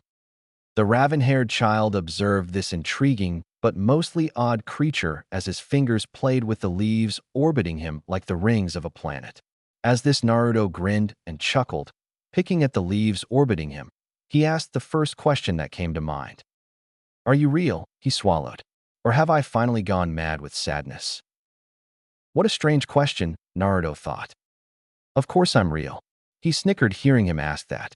His eyes flickering back and forth, he stabbed his finger into the river of floating leaves and watched at how easily they diverted from their path to go around it. "This is so cool. They even avoid touching me. Want to try?" "I don't know if I should." He forwarded his hand, only to retract it when his fingers came too close to the phenomenon around the blonde. "How is this even possible?" "Beats me." He laughed at his own deduction, and the boy shared in his joy by forming a sheepish smile. "Ah, you smiled. See, it's better to smile than to cry about things." His expression faltered a little, remembering his past and his family. "I know that best." He returned to his cheerful persona, seeing the smile drop from the boy's face. "So, what were you crying about, Hazuki?" Hazuki's shoulders drooped, and his overall aura seemed bleak. He peeked at Naruto and felt something warm bloom deep within him. He couldn't very well pinpoint what it was, but perhaps it was a small amount of trust. "My father forgot that today is my birthday." "Oh, something he knows absolutely nothing about. Perfect. What makes you think he forgot?" "Maybe he was busy or something. You know how busy dads are." He tried a snicker, but came out sounding more like a sniff. Hazuki's eyes glared like the sun in midday, though the drops of sadness were still there nonetheless. "I've told him my birthday was today every day for the past 3 months. Instead, he goes off to retrieve some very important package that he can't ignore." Startled, Naruto's perfect disc of leaves quivered and dropped a few of the tree critters from its influence. His eyes became thin lines as he crossed his arms, a pout of confusion holding the front. "Well, I don't know what to tell you, but can I be honest with you?" At his nod, Naruto smiled and seemed to drop all playfulness. "At least you have a dad." Saying he was only shaken was an insult to the reaction he received from Hazuki. "I mean, I never met my dad, and even if he were too busy to ever play with me, or at the very least talk to me, I would still be thankful that I have one at all." He grinned, his eyes moist, and the rate at which the leaves under him orbited decreasing. "Though to be honest, I would still get some revenge by painting his face or something." Hazuki sat thinking for a while, his hands finally getting the courage to play with the leaves floating around Naruto. I lost my mother a few years ago, too. There isn't a day I don't think about her, and every day I pray hoping she can hear me. That caught Naruto's undivided attention. He stared at her, his eyes returning to their usual shine and the speed at which his leaves looped doubling. Your mom, huh? What's it like to have a mom? Did she pick you up from school? Did she make you meals? Hazuki sat there smiling at his sudden enthusiasm. Yes, I felt I was her sole focus every day, like she existed for the only purpose of loving and caring for me. She hugged me a lot and fed me instead of the servants when she had time. We were a happy family of 3. I couldn't ask for more. But when she died, my father became more involved in his work, and I could do nothing but cry. For the 1000th time in his short years, Naruto wondered about his own mother. This time it was different, however, since he had a source that could tell him about her. Tsunade hadn't said anything about her, only that the yondaime, his father, was dead. Perhaps his mother was alive? His heart fluttered at the possibility. Well, don't cry. Naruto hollered, flailing his arms wildly, a new patch of excitement entering his system. Instead of crying, get revenge on your old man for ignoring you. That's what I'd do. Besides, which do you think your mom would prefer, that you cried, or that you played a little prank on your dad every now and again? A tinge of red blessed each of Hazuki's cheeks at the notion, though if it was embarrassment or happiness, Naruto couldn't tell. Actually, she would probably scold me for doing either. He smiled despite that. Still, I think she would prefer I do a little mischief now and again. She did always say I was a little too serious for my age. There you go. Naruto's grin could warm up the coldest of hearts, and Hazuki's was no exception. Hazuki-sama. Asuma landed next to the 2 children, his eyes in awe at the sight of leaves seemingly dancing around Naruto like dozens of small moons. This is... Shaking these thoughts away, he tapped his earpiece. I found her, everyone. Tsunade-sama, please advise. Your little Senju is with her, should I? I see. No, I just... Are you sure, ma'am? Understood. When Asuma bopped his head, Naruto's influence on the leaves collapsed and restored itself in an instant. Ow! What was that, oi? Asuma shrugged, Tsunade-sama's orders. Wait, as his hand rubbed the bump on his head, Naruto's pearls for eyes turned to Hazuki. Her. Hazuki was just as if not more boggled as he. You're a Senju? Then, you're the special package father went to retrieve. And what a package he was. Before her sat probably the most valuable living mineral. She hated classifying him that. But it was the simplest way in the land of fire. She gasped. Oh my god. I just shooed away one of the last living Senjus on the planet. She nestled her face into her knees and squealed, literally squealed. I'm so sorry. I didn't know you were a Senju. By the tone of her muffled voice, Naruto could tell she was both embarrassed and flustered. He chortled, lowly and with a bit of embarrassment of his own. And I didn't know you were a girl, so I guess we're even. Completely oblivious to the workings of a woman's heart, Tsunade also landed next to Asuma, the latter shinobi stepping aside. You're just like your father. Hazuki gasped as her mind processed who this female was. Senju Tsunade-sama, you too. What is going on? Tsunade's eyes followed Asuma's line of sight, and her cocoa-colored eyes dilated to demonstrate surprise. What is this? Naruto, why are those leaves acting like that around you? The grin over Naruto's lips was jovial and full of life. Dunno. This is the first time I've ever seen it since I gained my Mokutan. I guess they're starting to like me. Such a simple explanation was completely ludicrous. So were the thoughts of the only 2 adults present. Asuma interrupted again by addressing Hazuki. Princess, you mustn't wander alone like this. The heir to the land of fire must always be under constant supervision and within the castle walls. How did you even lose your guards? He sighed and shook his head. The young girl did always have a knack for that. Anyway, your father requests your presence. He returned from Konoha last night because he wished to spend your birthday with you. But instead, he finds you missing. Whatever sadness everybody present could see Hazuki had, melted away the moment she heard this. Asuma, you're saying the truth, right? Asuma reassured her with a nod of his head, his eyes kind and welcoming. He had known Hazuki since she was born, and her happiness was like a treat to his own. Yeah, it's true. Naruto's smile was grand as he stared at Hazuki. He stood back up and offered her his hand. Aren't you glad, Hazuki? Yeah. She took his hand to stand back up and dusted her robes clean. This time, her smile could match Naruto in terms of happiness. You were right, Naruto-sama. Thank you so much. After much walking and much scolding, they made their way back to the palace with the children smiling, and the leaf anomaly around Naruto still following him. The latter concluded that this peculiar response of nature made him feel safe, and in no way did it compromise his mobility. He was more than happy to have them tag along, though he had no idea how it is that they were doing it. A massive golden gate, bearing the symbol of the Land of Fire, opened to grant the small group access to the Crimson Palace. Around the exterior, several gardens filled with flowers and green pasture surrounded it. Even a small lake took a good chunk of the area behind the palace, a home to several species of rare koi, with a beautiful canopy sitting in the middle of it. In their route to the palace, dozens of servants and maids left and right, all dressed in fancy black suits and maid outfits, bowed as they caught sight of them. Over each of their heads was the same insignia that was on the front gate, embroidered in golden letters to stand out as much as possible. Welcome back, Naruto, called Tsunade as they made their way through the rows of servants showing up to greet them. Do you think you could make them stop following you? I don't think you should take leaves into the palace. Ah, a pout appeared, along with a look of absolute sadness. It was then that Tsunade considered letting him take a whole damn tree if he wanted. It seemed Naruto was starting to realize he had her wrapped around his little pinky as well. I can try, but do I really have to? Oh, this brat was good. Her eyes rolling to the side, Tsunade sighed. Fine, I'll talk with the daimyo. Just make sure you don't leave leaves everywhere you go, okay?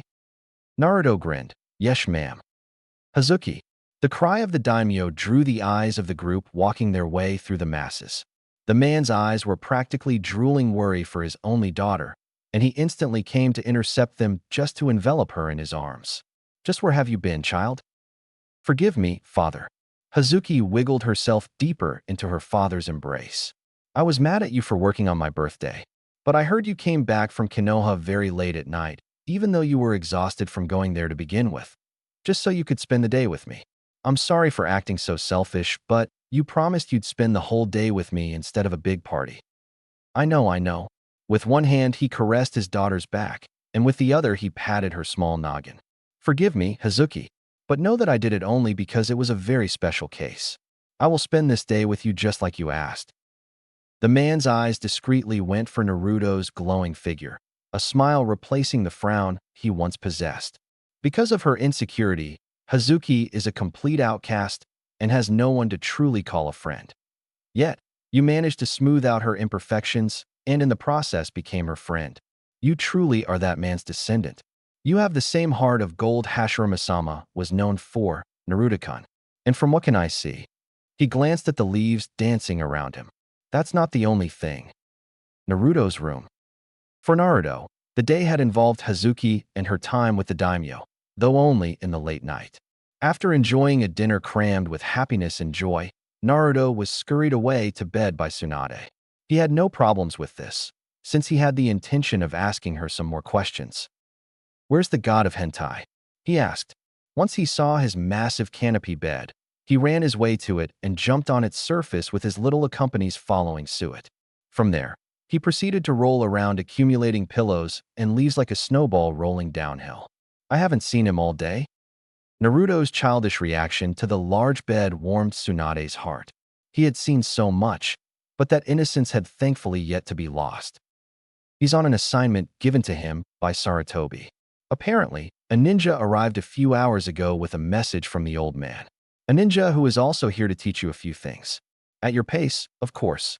Tsunade smiled seeing Naruto stick his head out of the covers, resembling a tuna roll made of blankets, pillows, and leaves.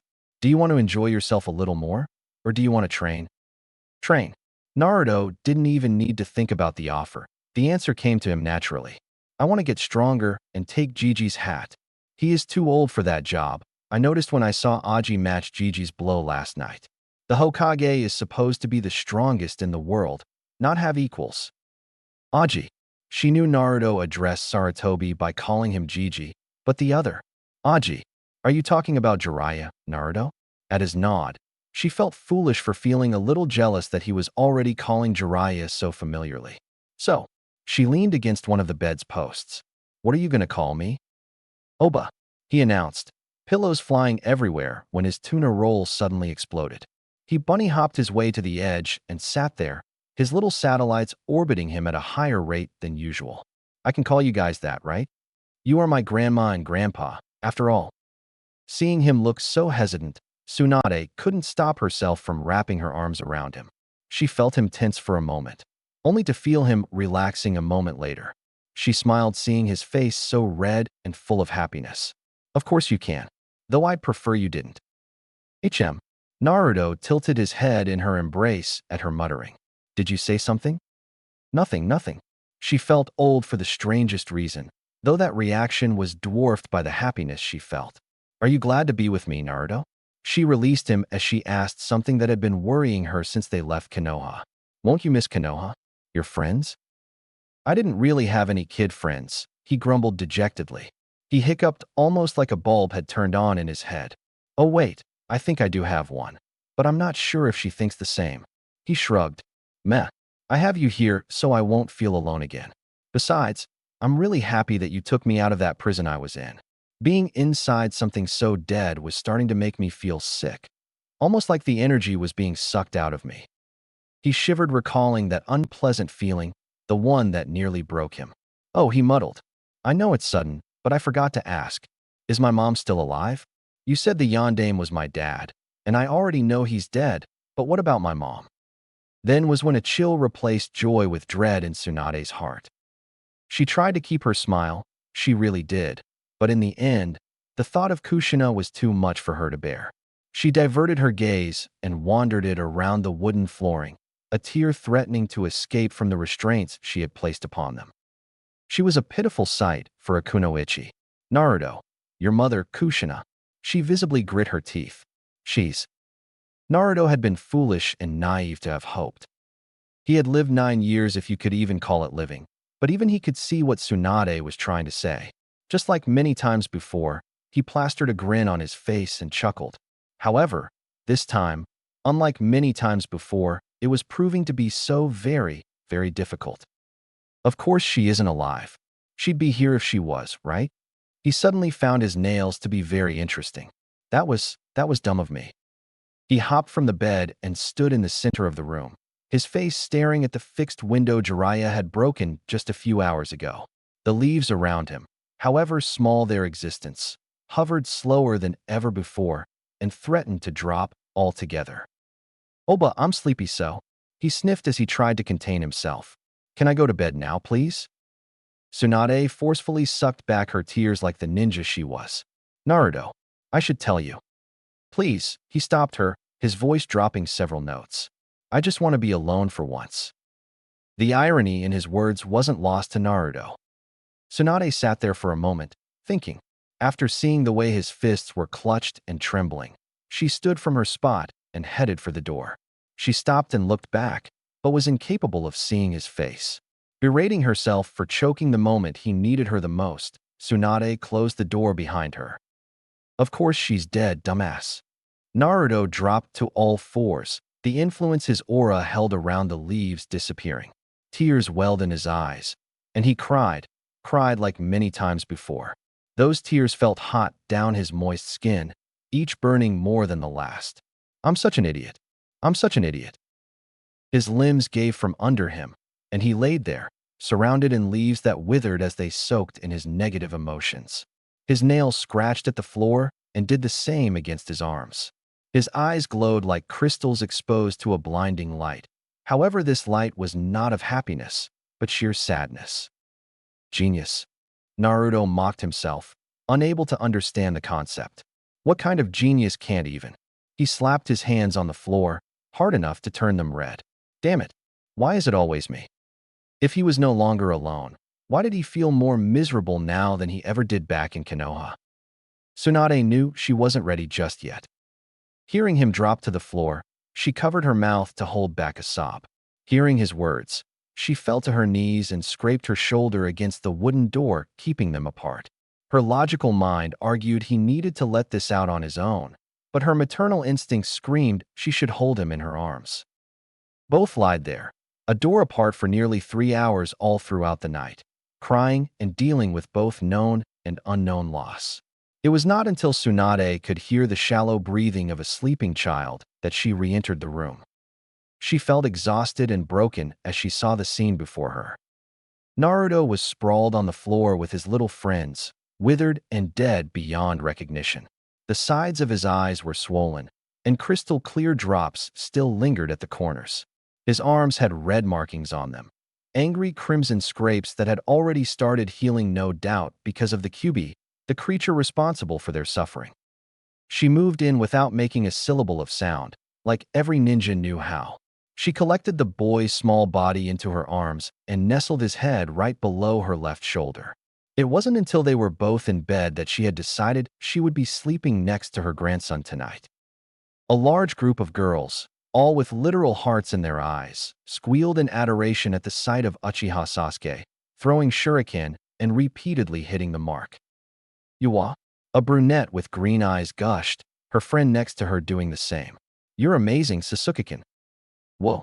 Another girl swooned, a red ribbon around the bun on her head. "You're the best, Sasuke-kun." Sasuke tended to scoff at the shrieks of these obnoxious, sorry excuses for kunoichis, but today he wasn't in the mood to do even that. Instead of even grunting to acknowledge their dry praise for his use of shuriken, he stored his hands away and turned towards a nearby tree to relax his temper. Reaching it, he laid down and used its trunk to incline and use his arms as pillows. Relaxing his onyx orbs a little, he proceeded to close them entirely. This was usually a message to everyone saying he didn't wish to be disturbed. "So," a senior said as she walked past him, "did you hear about Naruto?" "Yeah," the girl next to her nodded, a dango stick in her hands. "They say he might be a Senju. Can you believe it? It's crazy, I tell ya." "More like unbelievable if you ask me." She giggled, and the girl next to her did the same. "I mean, he was the school joke. I heard he flunked literally every single one of his lessons." "I know, right?" She poked her friend with the dango stick. "Can you imagine if it's true, though? Wouldn't that make him, like, super strong at some point?" "Shut it. You know how nervous people get hearing that." And there was the reason for his foul mood. Sasuke grit his teeth at the muttering of yet another party of shallow females. The dobe, a Senju? Ludicrous. He refused to believe such ignorant whisperings. If Naruto was a Senju, then he was the fabled sage of the Six Paths' long-lost uncle. Sasuke didn't know what he saw back in that show and tell, but it couldn't possibly be what everyone thought it was. It was unthinkable that Naruto had the only thing capable of ever rivaling the Sharingan, both in prestige and power. The Mokuton. If Naruto was really a Senju, then that would mean he was the only person in this entire village of fools who could ever hope to measure up against his potential. The very thought left a bitter taste in the back of his throat. A blonde he considered an idiot was now the closest thing to an equal in this whole village. Equal? No, Naruto was no equal. He wasn't even a Senju. What he saw that day wasn't Mokuton, it was just a seed sprouting. Any halfist magician with mediocre skills could do that. Then why did Iruka say he had to transfer, supposedly due to family reasons? Since when did Naruto have a family anyway? A frown decorated his face for further thinking, hearing his logical side, making a fine point. Fine, he would find out if Naruto really is a member of the Senju, the only clan to have ever posed a challenge to his. If he really was, then he would crush him, he would find Naruto, and he would destroy him. If not for his honor, then for his clan. If he proves to be a rival, maybe even a match, then maybe, just maybe, he had finally found someone to share his pain with. Naruto was the last of his clan too. After all, nobody else would understand them. We'll see. Sasuke raised himself from the green grass one leg at a time. Looking around, it appeared that recess was still ongoing. Good, he could get more training in before the bell rings. His eyes scurrying to the side, he noticed a peculiar shade of midnight hair cross his peripheral and heading for the gates of the academy. Seeing lavender in her eyes and the lack of pupils, Sasuke grunted. Humph, just another worthless Hyuga. Hyuga compound. The last time she had been escorted to the Hyuga compound mid-class by her father's guards, Hinata had been told that her mother had perished. Hence the reason she wasn't exactly enthusiastic that they were doing it again. Maybe Hanabiken has a cold. She nodded in an effort to believe her own thought. Yes, that's probably it. Hanabi's skin did seem a bit too fair this morning. Then again, that was the natural tone color of every single one of her clan members. Sitting before the paper-thin sliding doors of her father's study, she fiddled with her fingers, an act she loathed, but could not for the life of her get rid of. After consecutive gulps of air, she finally stopped her quivering and placed a hand over the small insertion in the door's ledge. Father, she felt confidence blooming, hearing a lack of stuttering. I am entering. She waited for a reply for a literal minute. After a soft grunt coming from all around her, she slid the door open and closed it behind her. Her father sat behind a low table, one gifted to him by a noble in the Far East, working with a pen in hand. On the walls, scriptures and paintings decorated the walls, expensive being the first thing to enter her mind at the sight of them. Somewhat registering the soft scent of jade tea, Hinata took the obvious seat before her father's stern face. And then she waited, with every second eating away at her nerves. The fact that she didn't know where her moral booster Naruto ventured was also stripping her of further courage. To add insult to injury, with the rumors going around that he may be a Senju, the girls in the academy were suddenly starting to notice his more than perfect looks. Humph. One-dimensional, materialistic whores. Where'd that come from?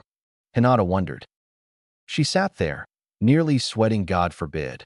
That would be too unrefined in this situation, her hands clutching at her thighs until knots of fabric were sticking out between her fingers. 10 minutes flew, then 20, and finally 30. She didn't know what game her father was playing at, but she was really starting to think it held dire importance. Hinata. His silky, clean, and perfectly lined voice broke her out of the thoughts she was having. She immediately straightened her back and sat like she was drilled since she could walk. Shoulders lined, head held high, and her expression bare. Hinata's hands trembled as she answered, "Yes, father?" Hayashi swiped his pen across another note of approved expenses, his Byakugan sneaking a glance at Hinata without her knowledge. He could have sighed. She was practically crying already. "Tell me," he finally started. "What do you think of Uzumaki Naruto?" Basically, Hinata felt her father's question was the equivalent of him asking if she had started having her period yet. Yes, it was that awkward of a question. Hinata could only stare blankly. Daimyo's palace. Naruto had woken up the next day to an empty bed. As expected, but part of him wondered why a good dose of disappointment had overwhelmed him nonetheless. Now he walked the hallways of the castle with his head low, but his spirits rekindled. His parents were gone, that was set in stone, but that was even more the reason to fight on. He would honor the Yondaime Hokage's legacy by showing the world his ability. And Naruto only knew one way, as far as he knew, to achieve such a task. By becoming the strongest ninja in history. You look troubled. At some point, Naruto made his way out of the castle walls and ventured into the woods once more, but not too far since he didn't want to test Tsunade's wrath yet again. He turned towards the small village, where he could still make out the impressive mansions that created it. But that wasn't what attracted his attention. No, it was the Umbu agent leaning against a tree, the mask of a cat colored in red and green markings over his face. He took a careful step back from him and thought of a way to flee. With his experience, he knew these guys weren't the sympathetic type. As his sense of danger increased, so did the amount of leaves accumulating around him. They appeared almost aggravated, even. Naruto began taking steps back, away from him. "Who are you?" "A friend." The agent noted how nature appeared nervous, feeling the boy's sense of danger. He is but a child, yet his affinity for Mokutan is this powerful. He made his way to him, and with every step, more did they seem to tumble around, wary of his approach. "Keep them in check." 2. Naruto mumbled incoherently as the man neared him. He pressed his back against a tree and felt a pulse crawl its way up his arms. One he could swear came from said tree. I don't know how. Stay back." "Relax," he stopped.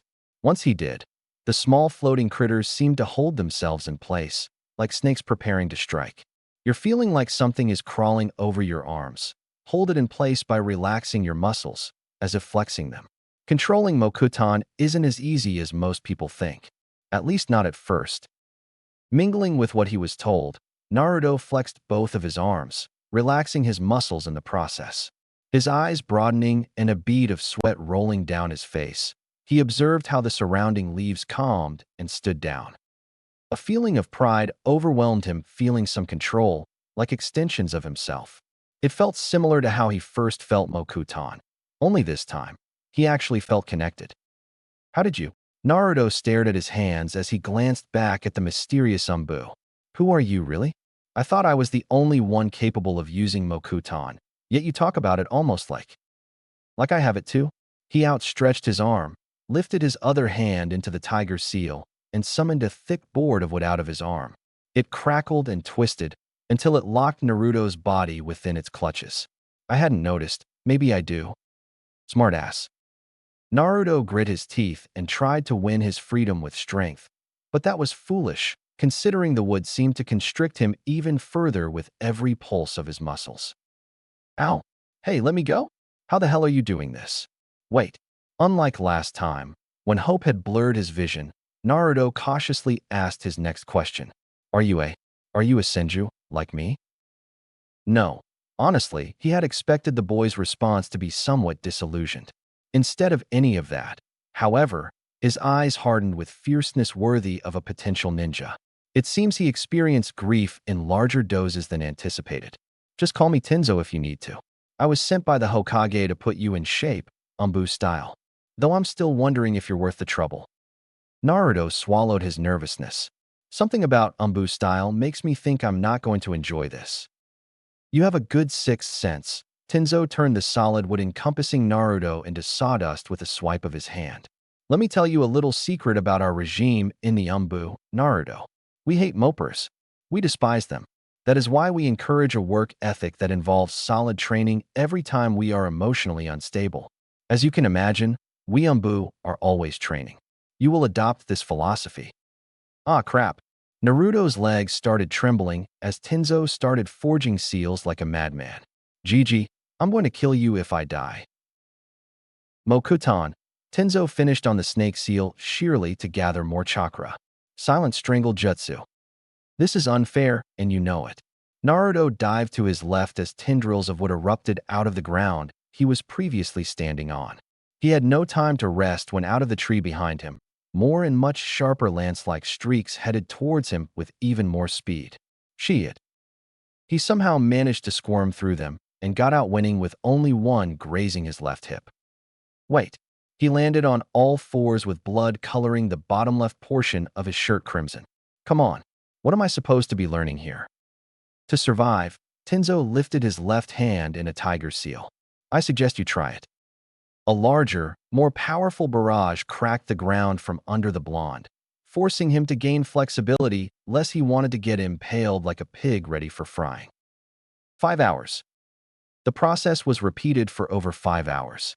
Tenzo did not expect so much progress to be made in so little time, but the kid was adapting. His movements were becoming sharper, more calculated, and his counterattacks were getting more frequent. Somehow, someway, Naruto was learning as he fought, with every shot only making him more determined.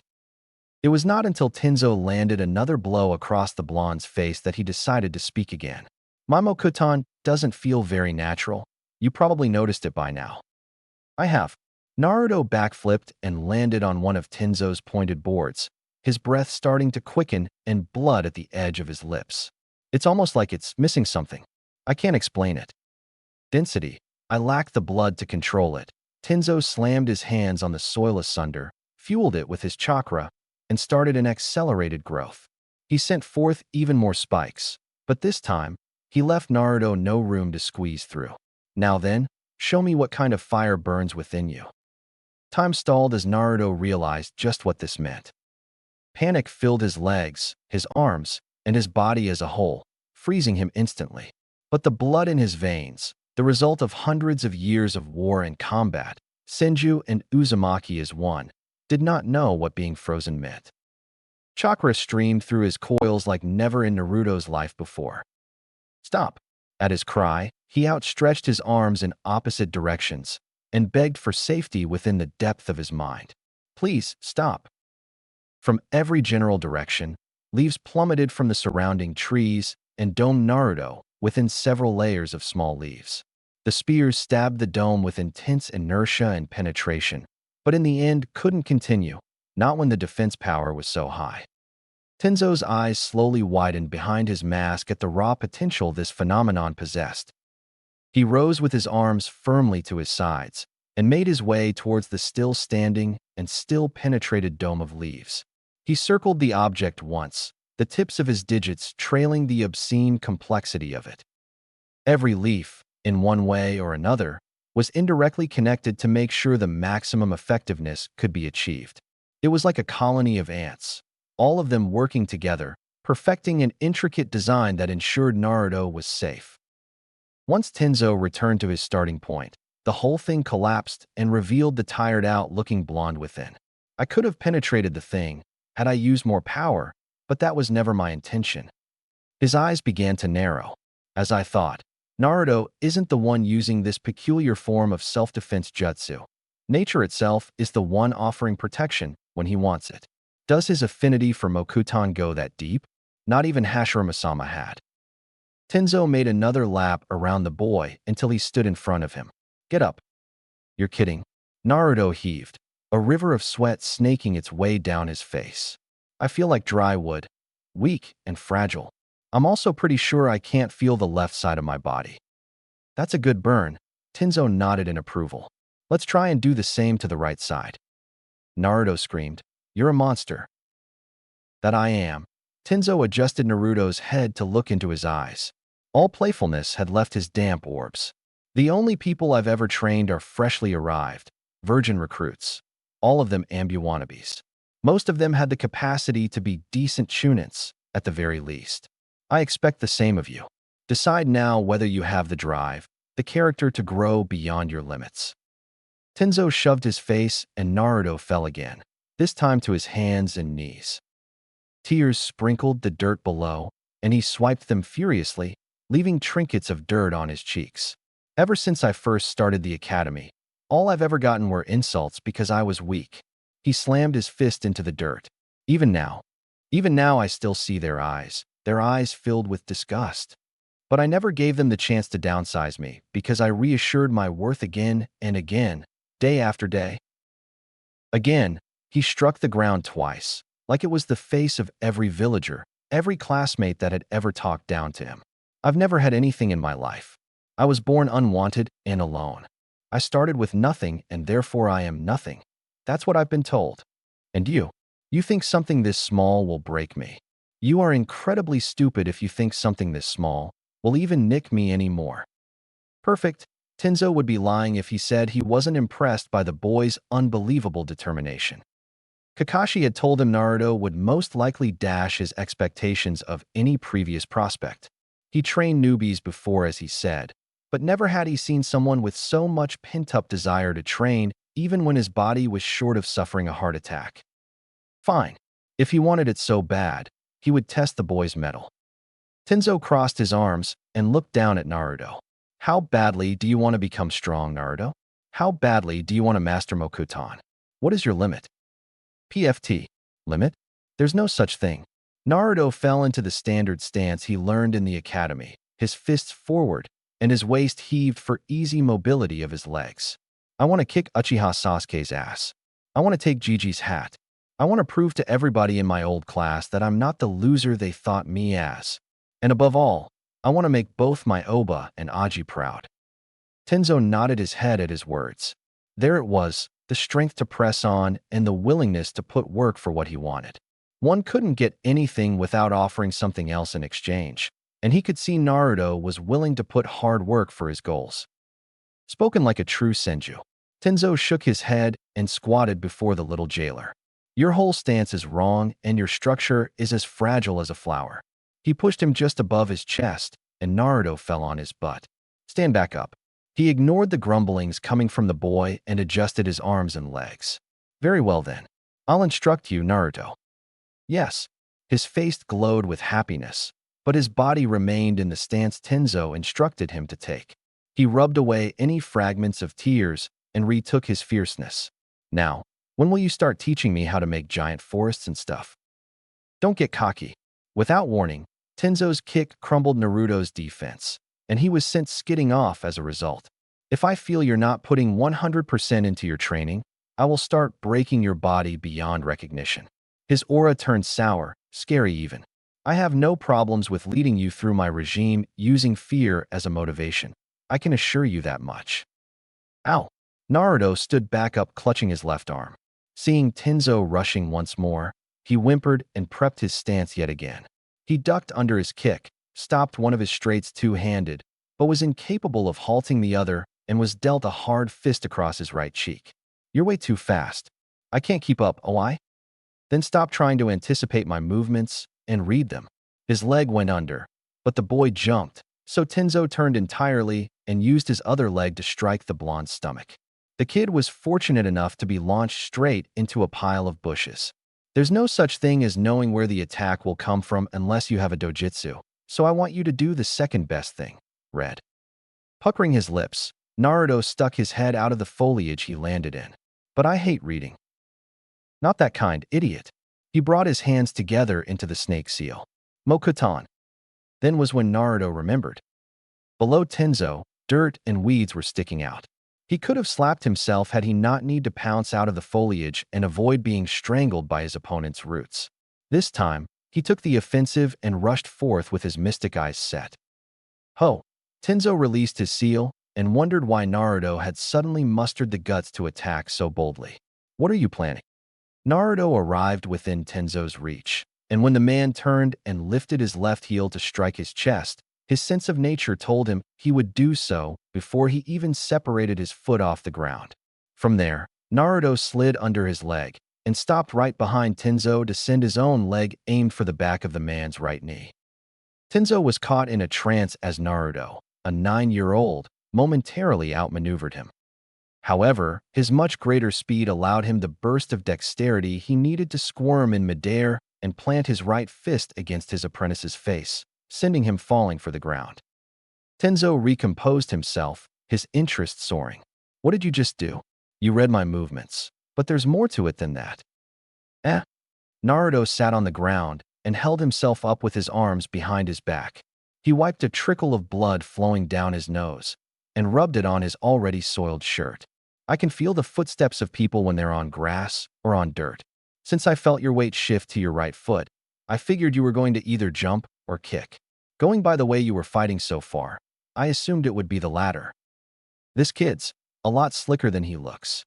Tenzo brushed this aside as yet another ability from Naruto's obscene connection to nature. Looks like we have our work cut out for us. We'll have to concentrate on many different subjects, not just Mokutan and Taijutsu. He offered Naruto his hand and lifted him back up. Again, and don't skimp on the details. Yes, Tenzo-sensei. According to Tenzo, his stamina was impressive, but nowhere near the amount his potential could allow. As of 12 in the afternoon, he ran around and across the daimyo's village for 6 hours nonstop. The effect this brought from the general population of nobles was awe and support, mostly because they had never seen anybody work so hard in their lives. Big shocker, that one. Most of them had even pulled up a chair to the side of the street and taken it upon themselves to shout words of encouragement when Naruto made his usual lap. He didn't mind. He just wished they would stop drinking from their massive, delicious-looking pitchers of lemonade every time he smiled back. He was starting to think they were doing that on purpose. Ohaya Naruto-kun. A nice old man with a top knot waved as he passed him, his hair long gone gray, and his eyes withered but full of kindness. It's nice to see it's true. You really have been running all day? It's incredible what the human body is capable of nowadays. The old man laughed as he laid on a pool lounge chair under a large umbrella, a tray filled with various exotic drinks at his side, and his mansion framing the background. Servants bowed seeing Naruto waving, the maids beaming as well. Gotta make the body strong to be the strongest, Oda-jizan. Naruto gave a peace sign in response, grinning from ear to ear. I'll make sure to relax when I reach your age. I promise. Fantastic. Oda flashed him a smile and a thumbs up. Totally doubt I'll be alive when you reach that age, but I'm glad I made you realize the importance of laziness. Naruto returned his thumbs up with one of his own. Nobunaga Oda was a very wealthy merchant from the north of the Land of Fire. He traded in weapons and books, an odd combination. Both Oda and his grandfather were trying to teach him proper writing and creative thinking. He was a kind and sly man, with a keen eye for business and a sharp head reinforced with experience. He said he wanted to do business with Naruto after he grows up. I can't feel my legs. He whined as he passed Tenzo, who was also sitting under the comfy shade of a wooden umbrella. He glared at his sensei, seeing he had a book out. Can I at least go eat? I haven't had freaking breakfast yet. You have soldier pills, muttered Tenzo as he turned another page in his novel. You have been eating them, right? Yes, he assured, but I might as well be eating aluminum foil. They taste like toothpaste and mayonnaise. Perfect nutrition doesn't need to taste well. Stop. Tenzo snapped his book shut and sheathed it in his pouch. Follow me. He purposely jumped his way across the roofs and over the village walls.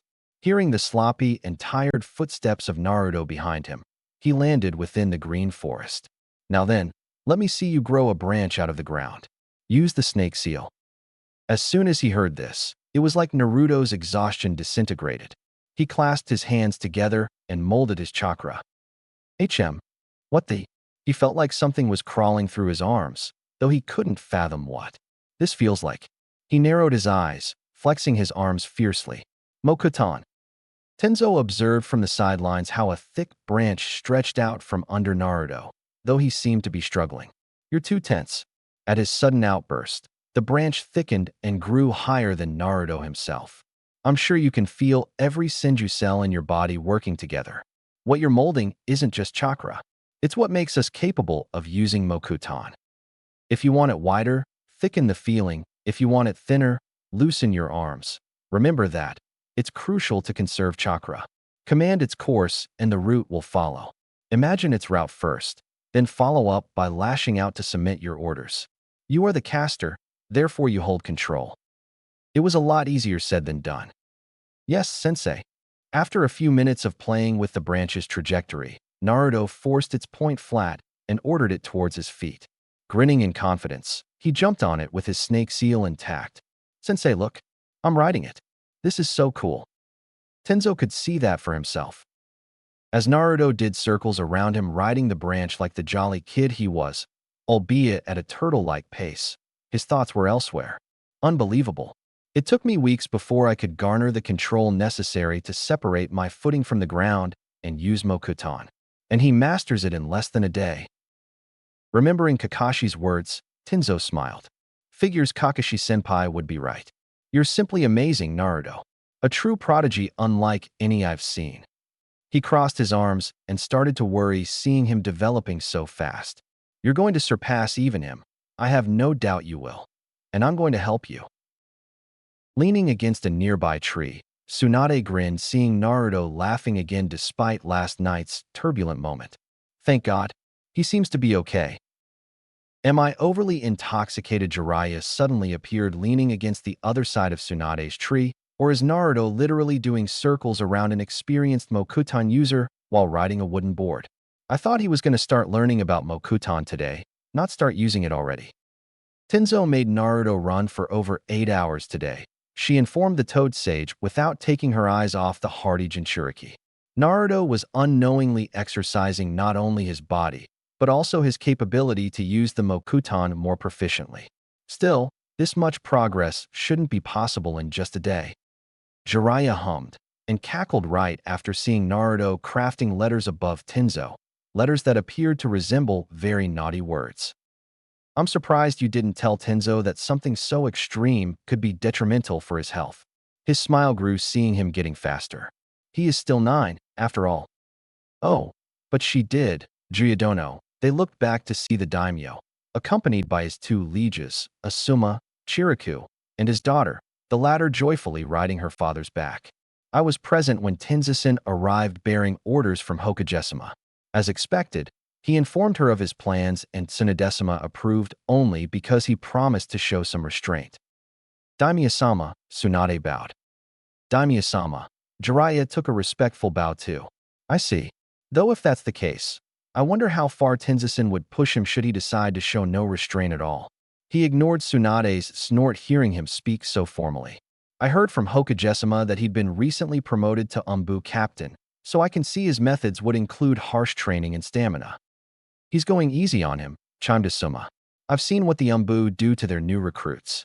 Sleepless days of drilling, countless hours of sparring, and all with nothing but a soldier pill diet. He shivered remembering his youth. All in all, Naruto has a hell of a lot of work in the time he will spend here.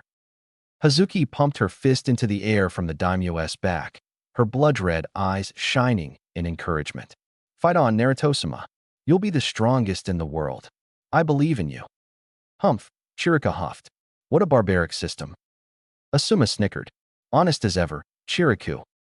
Well then, Tsunade began her journey towards the two ninjas fighting before her, one blonde, the other an Umbu.